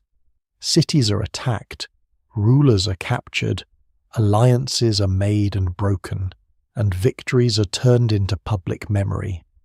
The inscriptions of powerful courts can be blunt about defeat, domination, and humiliation, though they tell those stories from the perspective of winners. Smaller allies live inside the consequences. A place like La Corona may not need to be a battlefield in every generation to be shaped by war. Its choices, marriages, ceremonies, and loyalties all carry the pressure of conflict nearby. The Snake Kingdom's genius, if that word can be used for such a dangerous form of power, lies partly in its ability to build networks. It does not depend only on direct conquest. It cultivates allies, places noble partners in important courts, and makes its presence visible through ritual and inscription. La Corona fits this system with unusual clarity. Its rulers appear as local lords whose prestige is magnified by their proximity to Kaanul authority. Their monuments do not merely say, "We rule here." They say, in effect, "We rule here within a larger order." The distinction matters. A small city can become more stable when its ruling family is recognized by a great dynasty. But recognition also means obligation, and obligation can pull the city into conflicts it did not create. Marriage becomes one of the most powerful tools in this world. Modern language often treats marriage as private, but in classic Maya royal politics, dynastic marriage can be a form of strategy as strong as a military road. A royal woman moving from one court to another carries lineage, prestige, and ceremonial meaning. Her presence can bind two dynasties together. Her children can embody a political agreement. Her name, if carved into stone, can turn a household bond into public history. La Corona's relationship with Kaanul appears to involve such dynastic ties, and this helps explain why the city's inscriptions are so attentive to royal women, arrivals, and ceremonies of connection. These were not incidental details, they were the threads by which political fabric was woven. A noble bride from a powerful house did not arrive as a silent symbol. She entered a court with her own ancestry, status, attendance, ritual knowledge, and political value. Her body became a meeting point between dynasties, and her descendants could carry the legitimacy of both. In a city like La Corona, a marriage alliance with Kaanul could transform local authority. The ruler of Saknikte could stand before his own people not merely as a local lord, but as a person tied by blood and ritual obligation to the Snake dynasty. That link could be displayed in ceremonies, carved into stairways, remembered at anniversaries, and used to justify the court's place in a wider hierarchy. Scholars still debate the exact details of individual relationships, but the overall pattern is clear. Royal marriage was diplomacy made permanent through family. Diplomatic loyalty also needed repetition. One ceremony was not enough. Political relationships had to be renewed through visits, gifts, shared rituals, period-ending events, and public acts of remembrance. La Corona's monuments suggest that the city was especially active in this work of renewal. It remembers ties to Kaanul across time, almost as if loyalty itself must be carved again and again to remain effective. This is one of the more subtle lessons of the site. Ancient power is not only what rulers do in moments of crisis, it is also what they repeat in moments of ceremony. A public anniversary, a carved stairway, a named visitor, a royal woman's arrival, a period-ending ritual, each one adds another layer to the city's political identity. Such memory is not passive, it is staged. A monument placed in a plaza shapes what people see. A stairway inscription shapes how people move through history. A ceremony timed to the calendar makes a local alliance feel aligned with cosmic order. At La Corona, public memory seems to become a political tool of survival. The city does not merely obey Kaanul, it makes that obedience meaningful, prestigious, and sacred. It turns subordination into identity. This may sound paradoxical, but for a small court, a subordinate relationship to a great power could be displayed as honor rather than weakness, especially if it brought protection, status, and access to elite networks. The danger, of course, is that the line between honored ally and dependent client can be thin. The wider political landscape makes that line even thinner. Tikal's power does not vanish simply because Kaanul rises. Rivalries stretch across generations, and the balance of influence shifts. A city attached to one side must watch the fortunes of that side carefully. When Kaanul is strong, La Corona's loyalty may look wise. When Kaanul faces setbacks, the same loyalty may become dangerous. A small court cannot easily detach itself from the memory it has carved. Stone is useful because it preserves legitimacy, but it can also preserve a political bet long after circumstances change. What survives in the record suggests confidence, but confidence on stone does not mean the future was secure. This is why La Corona is so important for understanding Maya politics beyond the usual story of great capitals. The city reveals the middle scale of power. It shows how influence works through places that are neither imperial centers nor anonymous villages. These smaller courts are where alliances become local realities. They host royal women. They receive visiting lords. They maintain roots. They stage ceremonies that echo the ambitions of distant kings. They translate the grand strategy of a dynasty into the practical life of a region. Without such courts, a power like Kaanul could win battles and still fail to endure. With them, it could stretch across landscapes that no single capital could directly control. War, marriage, and memory therefore belong together at La Corona. War creates the pressure. Marriage creates the bond. Memory preserves and publicizes the bond until it becomes part of the city's identity. The people of Saknikde may have lived their daily lives through farming, craftwork, markets, and ritual. But above them the court navigates a world of high risk. A marriage made in one generation can define the claims of the next. A ceremony attended by a snake ruler can elevate a local dynasty. A carved title can mark a lord as privileged, but also as tied to a system beyond his full control. No single explanation fully accounts for La Corona's endurance, yet its ability to bind itself to larger power is one of the clearest parts of the story. There is something almost delicate about this strategy. It depends on relationships that must be maintained, remembered, and believed. It depends on the survival of a great patron, the legitimacy of dynastic women, the authority of ritual time, and the willingness of local elites to keep telling the same political story. For a while, it works. La Corona remains visible in the orbit of Kaanul. Its rulers carve themselves into the kingdom's shadow. Its monuments transform alliance into permanence. But beneath that permanence is motion. Kingdoms shift, enemies recover, droughts come and go, trade routes change, old loyalties become burdens. The very system that raises La Corona into history also ties its fate to forces larger than the city itself. La Corona entered the wider public imagination not only because it helped solve the mystery of Site Q, and not only because it revealed the reach of the Snake Kingdom, but because one of its inscriptions touched a date that modern culture had already wrapped in misunderstanding. The date was 2012, or more precisely the completion of a major cycle, in the Maya long count. For archaeologists and epigraphers, this was a fascinating calendrical reference embedded in a political text from the Classic period.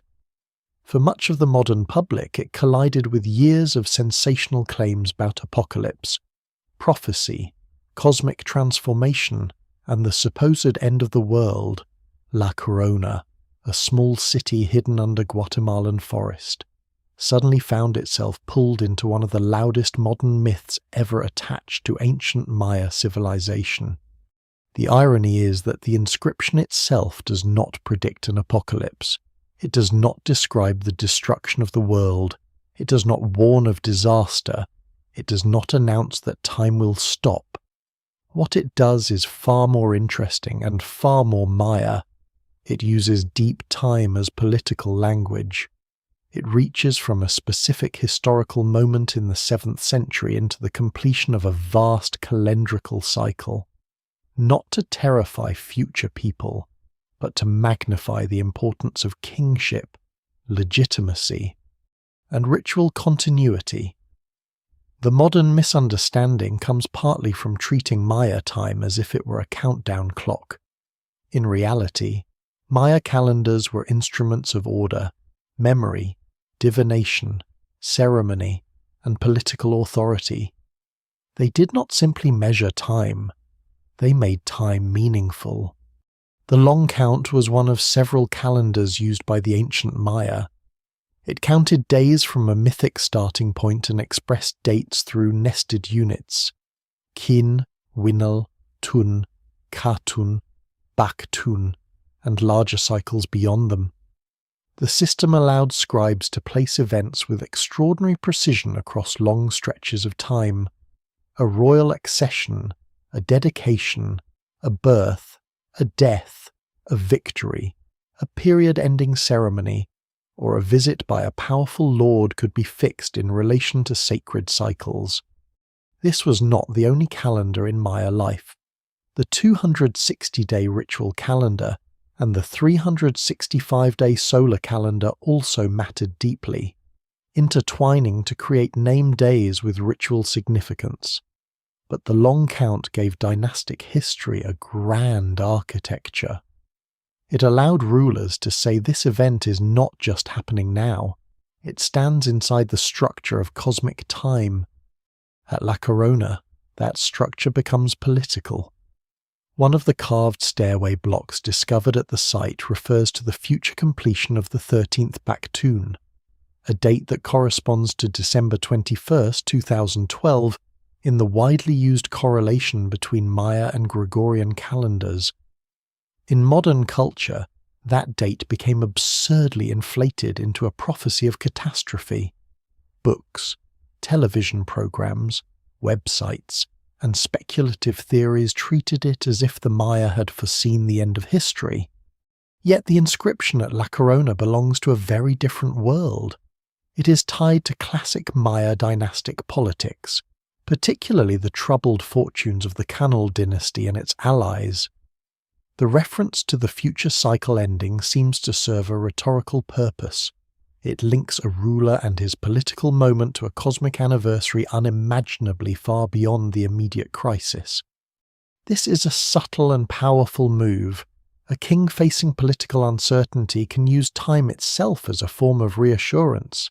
A dynasty that has suffered defeat can still claim cosmic relevance. A local court like La Corona can carve a connection between its own ceremonies and the immense turning of the calendar. The future date does not function as a prediction for modern readers. It functions as a statement about continuity. It says, in effect, that the order represented by the ruler is not fragile or temporary, even when political reality may suggest otherwise. Scholars still debate the full nuances of the text, especially where damage and missing context complicate the reading. But the main point is clear enough: the inscription uses the 13th Baktun to strengthen a political message, not to announce the end of the world. That matters because modern myths about 2012 often reveal more about modern anxieties than about ancient Maya thought. The Maya did not believe time ended when a cycle completed. Cycles ended and began again. Period endings were occasions for ceremony, renewal, offering, and royal performance. The completion of a katun or baktun could be marked because it was significant, not because it was final. In Maya inscriptions, rulers frequently celebrated period endings by performing rituals that showed their ability to stand at the correct point in time and maintain cosmic order. The calendar did not erase the future. It opened onto it. The world after a cycle ending was not unimaginable. It was precisely the world that ritual helped sustain. La Corona's calendrical inscription is therefore valuable because it corrects a misconception while revealing a deeper mystery. The real question is not why the Maya predicted 2012. They did not. The more interesting question is why a 7th century political text reached forward to that distant date at all. Why invoke a future cycle ending more than 13 centuries away? The answer seems to lie in the pressure of politics. The Snake Kingdom, though powerful, faced setbacks. Rival cities challenged its reach. Alliances needed reinforcement. A ruler's prestige could be shaken by defeat, and a network of subordinate courts had to be reminded that the great dynasty still stood inside sacred time. By connecting a troubled present to a vast future completion, the inscription transforms instability into endurance.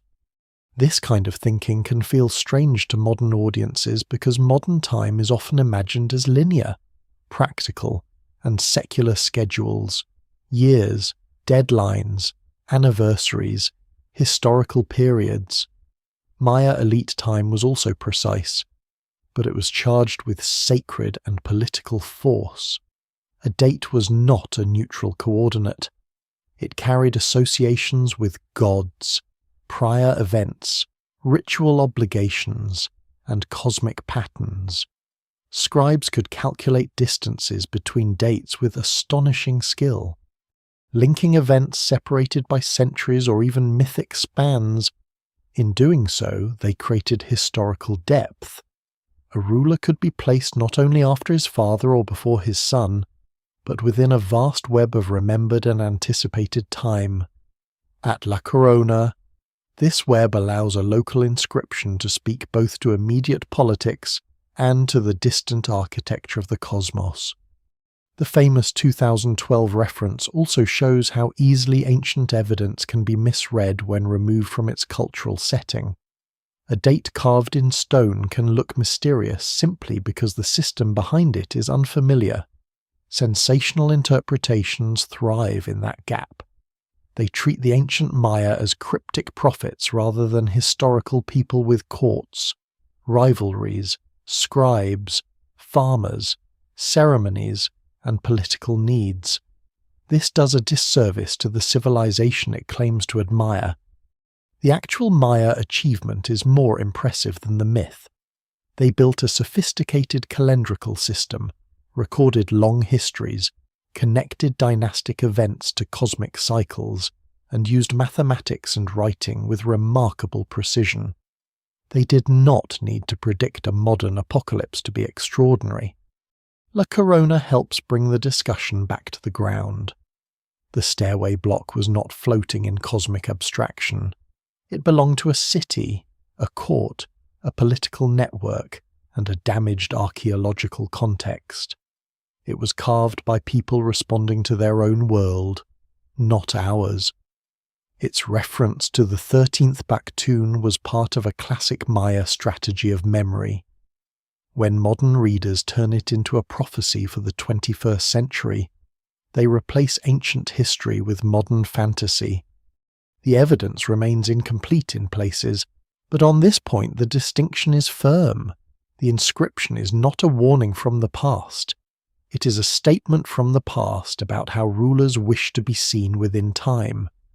And so La Corona's calendar mystery becomes quieter, but more profound. The city teaches that time can be political, a date can become a weapon against forgetting, a future cycle can be used to repair a wounded present. A small court under the canopy can reach across more than 1,000 years, not because it knows the future, but because it understands the power of placing itself inside a cosmic frame. In that sense, the inscription did survive into 2012 after all. Though not in the way sensational myths imagined, it survived as a reminder that ancient people were not passive shadows waiting to be decoded by modern fear. They were active makers of history, using time itself as one of their most elegant and enduring tools. To understand La Corona, the eye has to widen until the little city beneath the canopy is no longer alone. Its monuments point outward, its alliances point outward. Its very importance depends on the fact that it stands between larger powers whose ambitions reshape the Maya lowlands for generations. Around it lies a world of great courts and rival dynasties, Calakmul rising as the famous seat of Kaanul authority, Tikal resisting and recovering with its own long royal tradition, El Peruwaka acting as another strategic partner in the western lowlands, and many smaller centres whose names flicker in inscriptions or remain buried under forest. La Corona is not the centre of this world in the way a capital is. It is more like a knot in a net. Pull one strand, and the tension moves through distant cities. Calakmul looms largest in La Corona's political imagination. Hidden today in the forests of Campeche, Calakmul was one of the most powerful Maya cities ever built, a vast urban centre with enormous pyramids, many monuments, and a dynastic story tied deeply to the Snake Kingdom. Yet even Calakmul should not be imagined as a lonely imperial machine issuing commands in every direction. Its strength depended on relationships. It needed allies and subordinate courts, places where its power could be hosted, displayed, and remembered. La Corona appears to have been one of those places. Its inscriptions show that Kaanul's reach was not simply a matter of armies marching from a capital. It was sustained through personal visits, dynastic marriages, ritual moments, and local elites who made the Snake Kings part of their own public history. Tikal, meanwhile, stands as the great rival whose presence gives much of this politics its urgency. Tikal had deep roots, powerful rulers, monumental architecture, and connections reaching beyond the central lowlands. In some periods it dominated the political landscape. In others, it suffered setbacks that reveal how fiercely contested Maya power could be. The rivalry between Tikal and Kaanul is not a simple duel between two cities in isolation. It is a struggle of networks. Each side cultivated partners, each side sought roots, prestige, captives, marriages, and ritual dominance. In this broader struggle, a smaller city's allegiance could matter. A court like La Corona did not need to defeat Tikal to be significant. It only needed to help Kaanul shape the political terrain around Tikal's world. This is where El Peruwaka becomes important. Located to the south of La Corona, El Peruwaka was another major node in western Petén, and it too had strong connections to the Snake dynasty. Its position gave it strategic value in movements between the central lowlands, western routes, and distant exchange networks. Earlier in the Site Q mystery, some scholars considered whether the looted monuments might have come from El Peru itself, partly because the region's inscriptions and political affiliations overlapped. That confusion is revealing. These cities were not isolated historical islands. They shared names, enemies, allies, artistic habits, and dynastic connections. The evidence had to be sorted carefully because the political world itself was interconnected. La Corona's relationship to El Peruwaka may have helped make it useful to Kaanul. Together, such centres formed part of a Western network that could support movement, communication, and pressure against rival powers. The idea should not be flattened into a modern empire with fixed borders and standardized rule. The classic Maya landscape was more flexible and more personal than that. Influence could be strong in one generation and weaker in another. A marriage might bind a court for decades. A defeat might undo years of careful diplomacy. A royal visit might reaffirm loyalty. A failure to perform the correct ritual or support the correct ally might expose weakness. Power moved through obligations as much as through commands. Other centers also matter, even when they remain less visible in the popular imagination.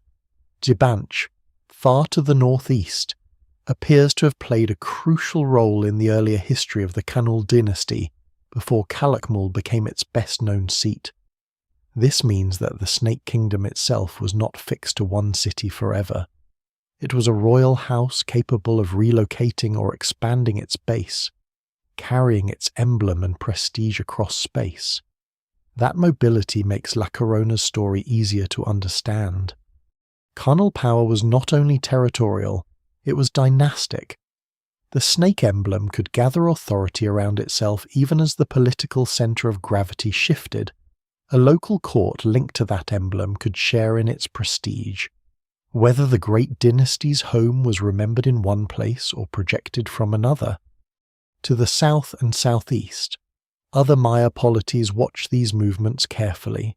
Naranjo, Caracol, Yaksha, Dos Pilas, and many more cities formed part of the wider classic period drama in different ways and at different moments. Some allied with Kaanul, some opposed to Kaal. Some shifted sides or pursued their own ambitions under the cover of larger rivalries. The Maya world was not a chessboard with only two players. It was a crowded political field where each court had its own lineage. Grievances, ritual claims, economic needs, and local ambitions. No single explanation fully accounts for the alliances we see in the inscriptions, because each relationship could be shaped by geography, marriage, trade, fear, opportunism, ancestry, and timing. The physical landscape intensifies this complexity. The Maya lowlands contain no single obvious imperial highway that makes politics easy to control.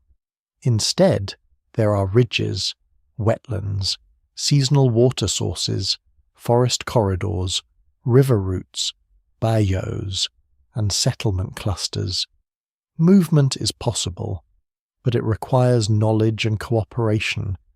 In such a landscape, strategic nodes matter enormously. A place like La Corona can become important because it helps bridge zones, it can receive travelers, store local knowledge, maintain loyalty, and keep a route politically safe.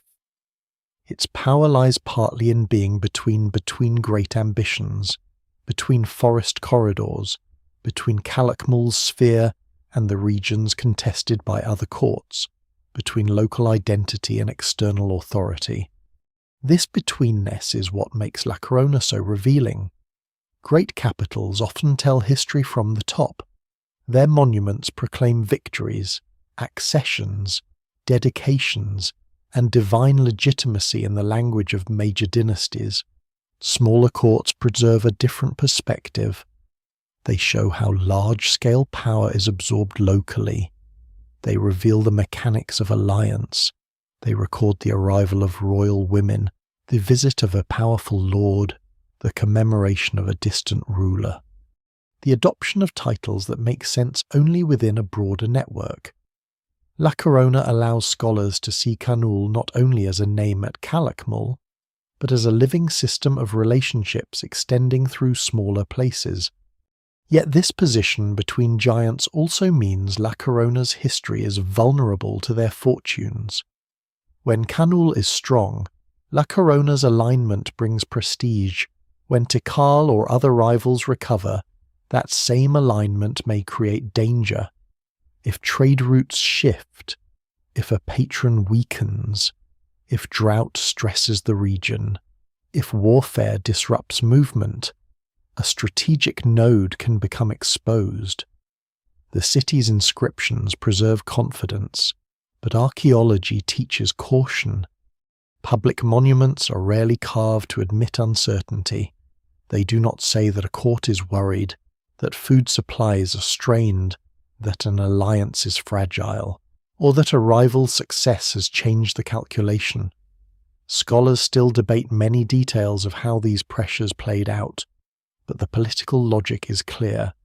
A city between giants can rise through connection and suffer through connection. La Corona's modest scale makes this lesson sharper. It does not dominate the Maya world by force of architecture. It does not overwhelm the imagination with sheer size. Instead, it changes history because it preserves evidence of how power worked beyond the capitals. In its stones, a great rivalry becomes local. In its marriages, geopolitics becomes family. In its ceremonies, distant authority enters a plaza under the trees. The hidden city shows that the classic Maya world was not only made by the biggest centers, but by the smaller courts that carried messages, hosted alliances, guarded routes, and carved loyalty into stone. La Corona stands between giants, and because it stands there, the shadows of those giants become easier to see. A city between giants can endure for a long time, but it cannot escape the wider weather of history. By the 8th and 9th centuries, much of the classic Maya world begins to show signs of strain, though not everywhere at once, and not in one simple way. The old image of a sudden, universal collapse is too blunt. Cities do not all fall on the same day. Dynasties do not all fail for the same reason. Some regions suffer earlier than others. Some centres decline while others persist. Some royal courts stop carving monuments, but ordinary communities continue to live, farm, worship, and remember. The Maya people do not vanish.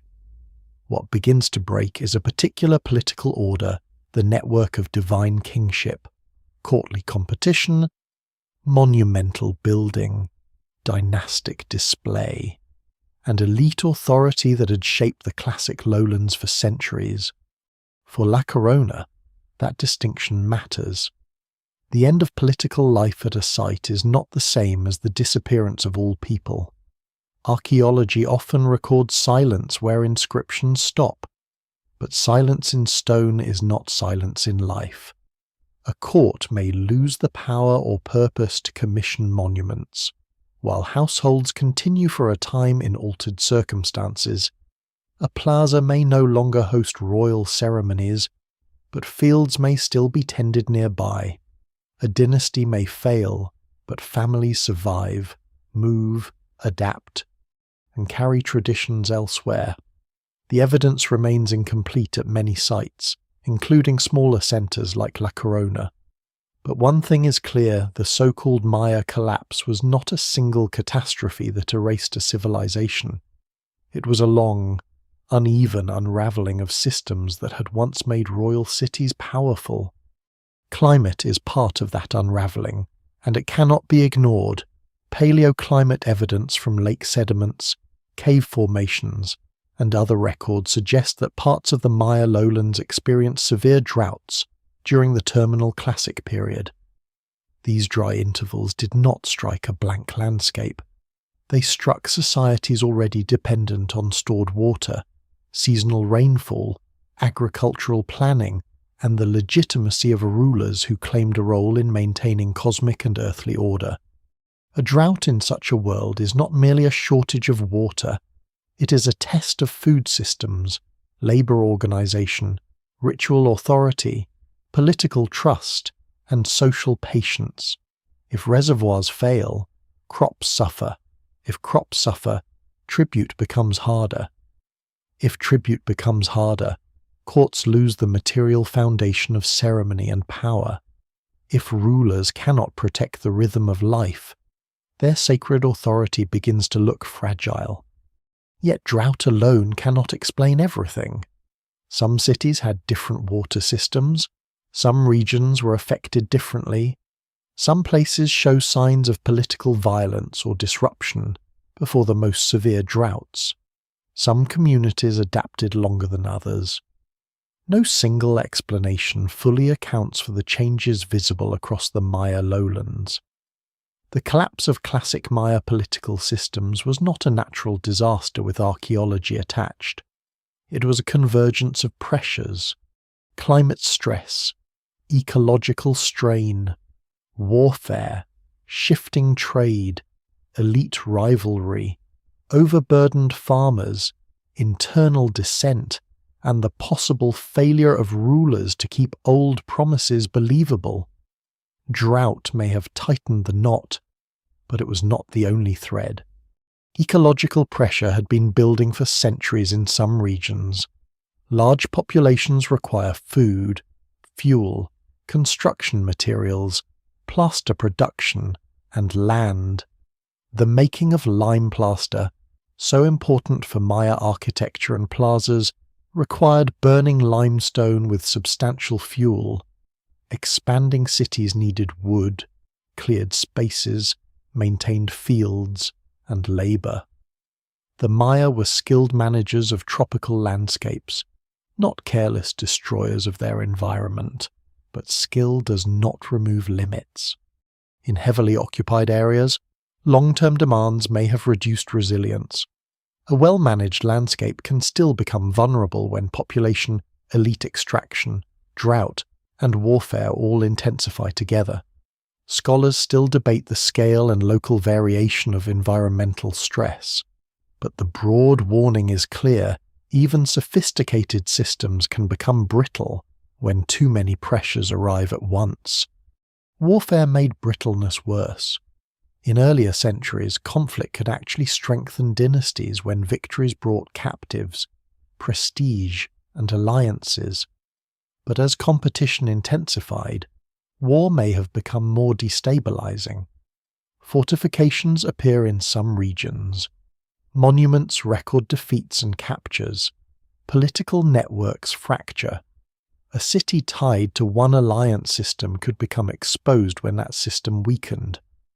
La Corona's deep attachment to Kaanul, once a source of prestige, may have become more dangerous as the balance of power shifted. If the Snake Kingdom's influence faltered, subordinate courts that had carved their loyalty in public stone had to face a changed world. A local dynasty cannot easily rewrite its past when that past has been built into stairways. The old machinery of legitimacy depended on success. A ruler could claim sacred authority, but that authority had to be supported by visible order water in reservoirs, food in households, ceremonies in plazas, alliances with powerful partners, ancestors properly honoured, enemies held at bay, and cosmic cycles marked at the right time. When these signs weakened together, public confidence may have eroded. People did not need modern political theory to recognise failure. They could see whether fields were producing, whether roads were safe, whether nobles still commanded respect, whether ceremonies still seemed effective, whether labour demands were bearable, and whether the promises carved into stone matched lived experience. Royal ideology could be powerful, but it was not immune to hunger, fear, exhaustion, or doubt. For ordinary people, stress would have been experienced in practical terms before it became a historical pattern. Longer walks for water, more uncertainty about harvests, greater demands from elites trying to maintain status, disruption of exchange goods, fear of raids or political instability, the need to move, negotiate, endure, or attach oneself to different patrons. Children and families would have been protected within household networks as communities adjusted to changing conditions. But the strain on daily life must have been real. Archaeology rarely captures these experiences directly, yet it can show shifts in settlement, changes in diet, interruptions in building, altered burial practices, and signs that old centres no longer command the same investment. At La Corona, the question is not simply why the city was abandoned, it is how a place built around connection responds when connection becomes unstable. Its strength had come from being tied into Kaanul's network, from hosting memory, alliance, and movement. But networks can fail. Routes become unsafe. Patrons weaken. Ceremonies lose political force. The flow of goods and prestige slows. A small court that once stood confidently between giants may find itself stranded between their ruins.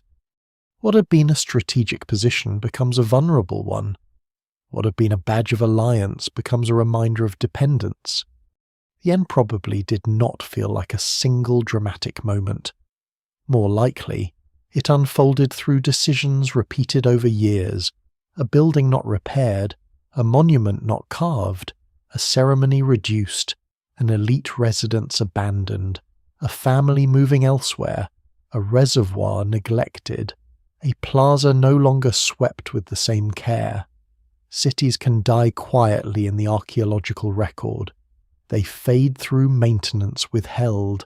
They shrink through choices that make sense at the time. People leave because staying no longer works, or because better opportunities appear elsewhere, or because authority has failed, or because the landscape no longer supports the old arrangement. The forest later makes this quietness look sudden, but human abandonment is often gradual. La Corona's silence after its period of political importance is therefore not a simple ending. It is part of the wider transformation of the Maya lowlands, when many royal courts lose their grip on time, labour, and memory. The carved stones remain, but the system that gave them power weakens. The snake shadow recedes, the plazas empty, the stairways stop receiving new text. The city that once used history to secure its place in a kingdom becomes history itself, vulnerable to roots, rain, looters, and forgetting. And yet even in decline, La Corona teaches the central lesson of the classic Maya world. Greatness is never only size, and collapse is never only ruin. It is the slow breaking of relationships that once made a city feel permanent. When La Corona's royal court fades from the record, the forest does not rush in all at once like a curtain dropped over a stage. Abandonment is usually slower than imagination wants it to be.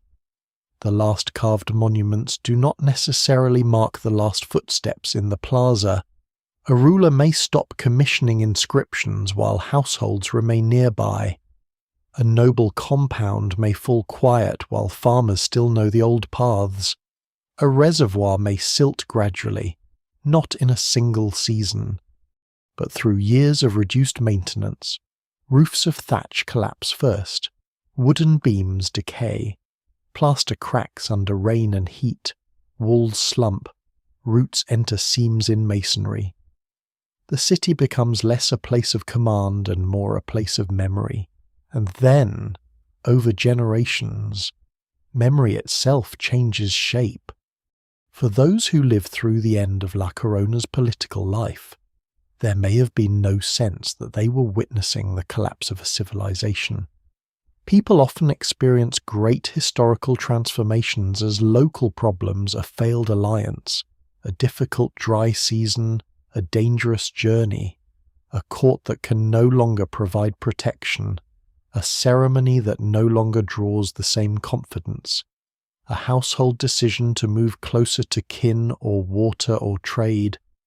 The evidence remains incomplete, and the final decades of smaller Maya centers can be especially difficult to reconstruct. But the human logic is familiar. Communities adapt before historians name an age as ending. People do not live inside labels like classic collapse. They live inside choices. Some families may have remained for a while after elite authority weakened. Others may have moved toward more stable settlements, river routes, relatives, or new centers of power. Some traditions continued in changed forms. Some ritual places may have retained meaning after royal monuments stopped being carved. The disappearance of a court is not the disappearance of a people. This distinction is essential. The ancient Maya did not vanish. Maya descendants continue across Guatemala, Mexico, Belize, Honduras, and beyond, speaking Maya languages, practicing living traditions, adapting through colonial violence, modern nation-states, displacement, and cultural survival. What disappeared at La Corona was a particular political order, a courtly world of dynastic inscriptions, Kaanul alliance, royal ceremony, and monumental display. The people connected to that world were part of a far longer human continuity. The forest, meanwhile, began its own patient work. Seeds found ledges, vines crossed stairways, animals moved through rooms that no longer had roofs, rain carried soil into plazas, termites and fungi consumed what stone could not preserve. The humid lowlands are not kind to abandoned architecture, but they are excellent at concealment. A city can become a landscape feature. The edge of a platform becomes a slope. A wall becomes a line of stones under leaves. A courtyard becomes a flat place that looks natural until someone notices its angles. La Corona did not disappear underground in the way a buried desert city might. It disappeared into vegetation, erosion, reuse, and the gradual loss of names. For centuries, the ruins remained within landscapes known to local people, forest workers, and communities whose knowledge did not always enter official archaeological records. Modern discovery stories often make outsiders appear as the first people to find ancient sites, but that is usually too simple. Local knowledge, chicleros, hunters, guides, guards, and residents have often played crucial roles in bringing ruins to scholarly attention. La Corona's modern history is tied to this broader pattern. The forest was never empty of human presence. It was crossed, worked, remembered, and sometimes exploited. What changed was not that the ruins suddenly existed, but that they began to be documented within academic archaeology and connected to the long-standing puzzle of Site Q. Before that recognition, looters had already understood something important: carved stone could be valuable. The tragedy is that the market often recognized value without respecting meaning. A sculpted panel could be cut from its setting, moved through illegal networks, cleaned, displayed, sold, and admired. Its surface might remain beautiful, but its context was shattered. At La Corona, this damage became part of the city's modern identity. The same stolen monuments that alerted scholars to a mysterious royal court also proved how much had been lost. Looting turned La Corona into a puzzle, and then archaeology had to spend decades trying to undo, with evidence and caution, what greed had done quickly with tools and secrecy. Rediscovery therefore carried a double emotion. There was excitement, because the city in the forest began to answer one of Maya archaeology's great riddles. There was also grief, because the answer came through wounds. When archaeologists identified La Corona with Site Q, they were not merely solving a scholarly problem, they were reuniting displaced texts with a damaged landscape. The ancient name Saknikte, white flower, returned to its place. The Kaanul connections found a home. The scattered references to rulers, visits, marriages, and ceremonies became part of a city again rather than a collection of elegant fragments. Yet many stones remained absent, and some absences cannot be repaired. The modern struggle around La Corona is therefore also a struggle over protection. Archaeology in remote regions is not only excavation, it is conservation, collaboration, mapping, site security, community engagement, and the hard work of preventing further loss. A carved monument still in the ground can be saved if it is found, recorded, stabilized, and protected. A looted monument may vanish into private ownership for generations. A site without guards or sustained attention remains vulnerable. The past is not safe simply because it is ancient. It can be destroyed in an afternoon after surviving for more than 1,000 years. New technologies have changed the balance somewhat. LiDAR can reveal hidden architecture beneath the canopy, satellite imagery, digital mapping, photogrammetry, and improved databases can help track patterns, document damage, and connect evidence across regions. Epigraphers can compare signs with increasing precision. Archaeologists can study residues, isotopes, ceramics, soils, and construction sequences in ways earlier generations could not. But technology does not replace ethics. A laser scan can show that a city is larger or more connected than once believed, but it cannot restore a monument sawn from a stairway. A database can record a looted object, but it cannot put the original context back untouched. La Corona stands at the meeting point of modern scientific possibility and irreversible loss. Still, the city's survival is remarkable. Despite abandonment, forest cover, erosion, and looting, enough remained for its identity to return. Enough remained for scholars to read its ancient name. Enough remained to place it inside the rise and endurance of Kaanul power. Enough remained to show that a small city could hold a large historical key. This is one of the quiet miracles of archaeology, not that the past survives whole, but that fragments can still change the shape of knowledge. A broken stairway, a buried altar, a scattered set of glyphs, a tomb, a ceramic sequence, a line beneath the canopy, each can pull a lost political world a little closer to the present. La Corona's rediscovery does not bring the ancient city back to life, but it changes the meaning of its silence. The mounds are no longer anonymous. The looter's scars are no longer only scars, they are warnings. The carved texts are no longer orphaned voices. The city can be understood again as part of a living Maya landscape, an ancient political network, and a modern ethical struggle over heritage. Its royal court is gone, but its story has not ended. It continues in research, in protection, in the descendants of Maya peoples whose history reaches far beyond any unruined city, and in the forest itself, where roots still hold stone in darkness until the next careful hand brushes soil away. What La Corona still keeps is not one secret, but many layers of unfinished understanding.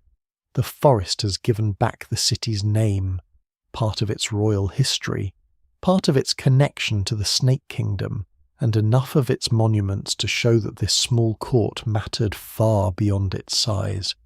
Yet every answer opens onto another absence. Some stones are missing, some dates are broken, some monuments survive without their original order, some buildings remain only partly explored. Some relationships appear clearly for a moment and then disappear into damaged glyphs. La Corona is no longer the unknown site Q, but it is not a solved city either. It remains a place where evidence and silence stand side by side. One of its deepest unresolved mysteries concerns the full shape of its political life. The inscriptions show an unusually close relationship with Kaanul, but they do not reveal every negotiation behind that relationship. How much freedom did local rulers of Sak Nikte truly have? Did they choose alliance eagerly, calculate it carefully, or inherit it as a necessity from earlier generations? Were they rewarded with prestige and protection, or constrained by the expectations of a larger dynasty? The surviving texts present official memory, and official memory is never the whole truth. It records what rulers wanted preserved, not every tension inside the court, the evidence remains incomplete, and the missing parts may contain precisely the doubts, disagreements, and compromises that made the alliance human. Another mystery lies in the city's everyday population. Estimates and settlement evidence can suggest scale, but they cannot easily restore the full social texture of La Corona. How did farmers living outside the ceremonial core understand the court's loyalty to Kaanul? Did they experience royal politics mainly through festivals, labour obligations, taxes, markets, fear, pride, or some mixture of all of these? Did the arrival of foreign nobles and royal women change local identities in visible ways? Did people at La Corona think of themselves first as residents of Sacnicte, as subjects of a local lord, as participants in the wider Kaanul world, or through family and household ties that mattered more than distant dynastic claims? Archaeology can approach such questions through houses, tools, diets, burials, and settlement patterns, but the answers rarely become complete. The role of women at La Corona also remains a field of quiet importance. Royal marriages clearly mattered in Maya politics, and recent work on elite female identity at the site has widened the story beyond kings and warfare. Yet the lives of noble women, craft specialists, weavers, attendants, mothers, ritual participants, and household leaders are still only partly visible. The humid lowlands have not preserved the textiles that may have carried enormous value. The inscriptions name some women, but not all. Burials preserve bodies and objects, but not voices.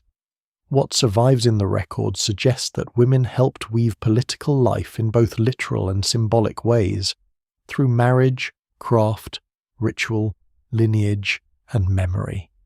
But the full range of their authority remains one of the city's most important unfinished stories. La Corona also keeps the mystery of scale. It was not a giant, yet it produced or hosted a historical record of exceptional richness. Why did this city carve so much? Was its written memory unusually dense because its rulers felt unusually secure, or because they felt the need to prove their importance? Did its monuments compensate for modest architecture by making political connection visible in a more permanent form? Was La Corona a ceremonial archive for Kaanul's Western strategy? A loyal court whose task was to remember, repeat, and display the Snake dynasty's reach.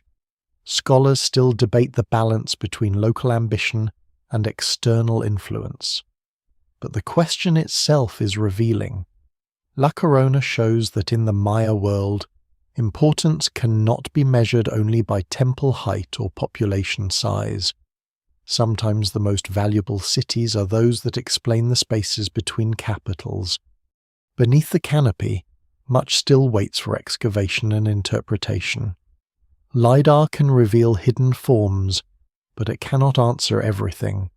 A platform seen from the air must still be walked, tested, dated, and understood. A possible causeway must be placed within a pattern of movement. A reservoir must be studied as both engineering and social infrastructure. A mound may contain construction phases that shift the chronology of the city. A burial may reveal diet, migration, status, or ritual practice. A broken monument may carry a single name that changes a dynastic sequence. The forest still covers data that may refine or overturn current interpretations. La Corona is known, but not exhausted. The city also keeps a warning about the future of the past. Looting has already shaped what can be known, and further loss remains possible wherever ancient materials are treated as commodities rather than heritage. Every removed stone narrows the story.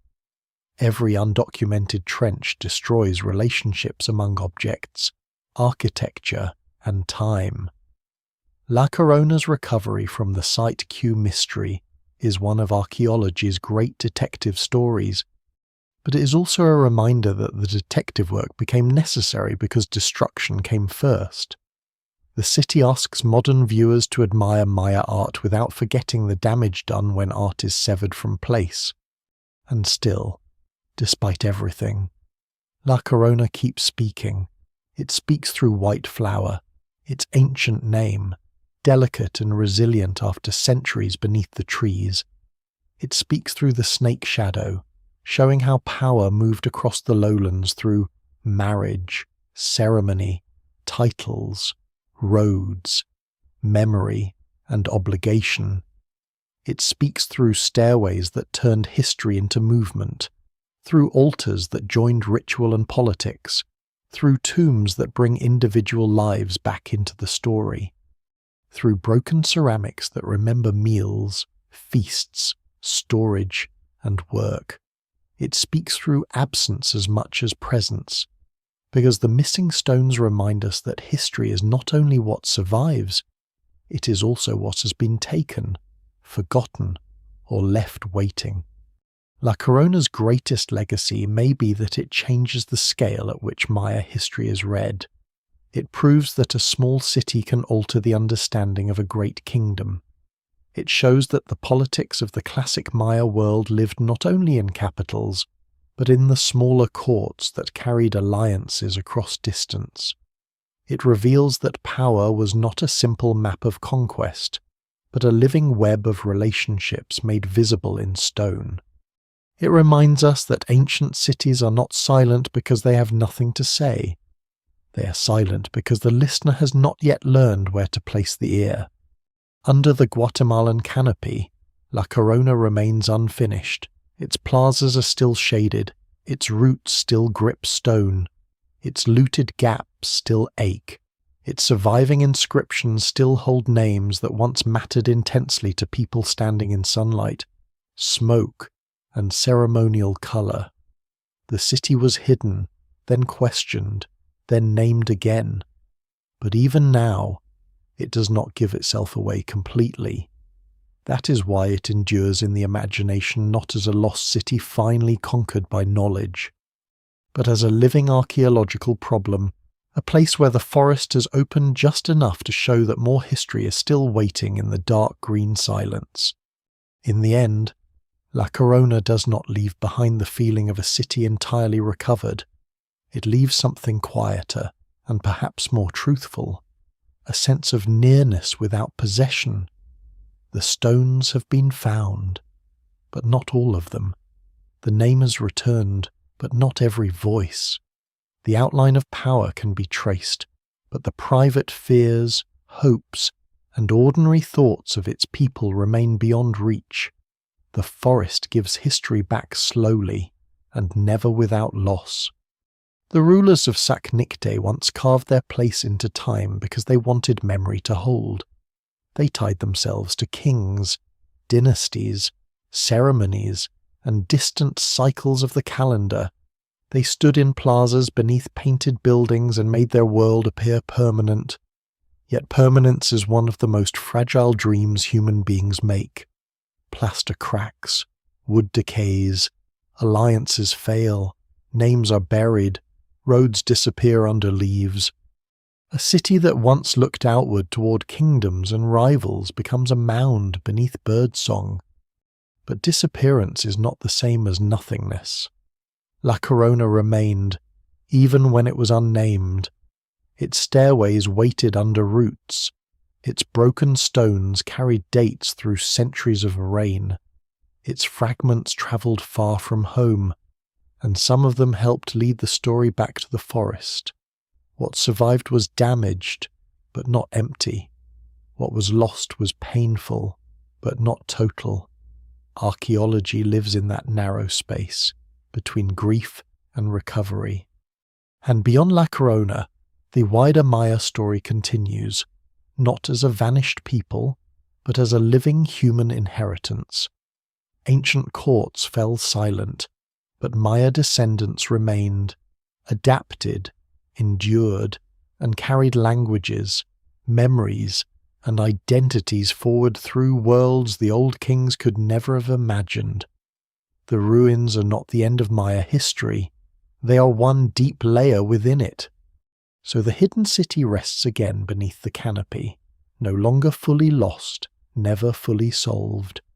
Evening gathers in the lowlands, the heat loosens, insects begin their steady rhythm, the stones grow dark beneath leaves, holding the names of rulers, women, scribes, workers, and families whose lives once filled the plazas with motion.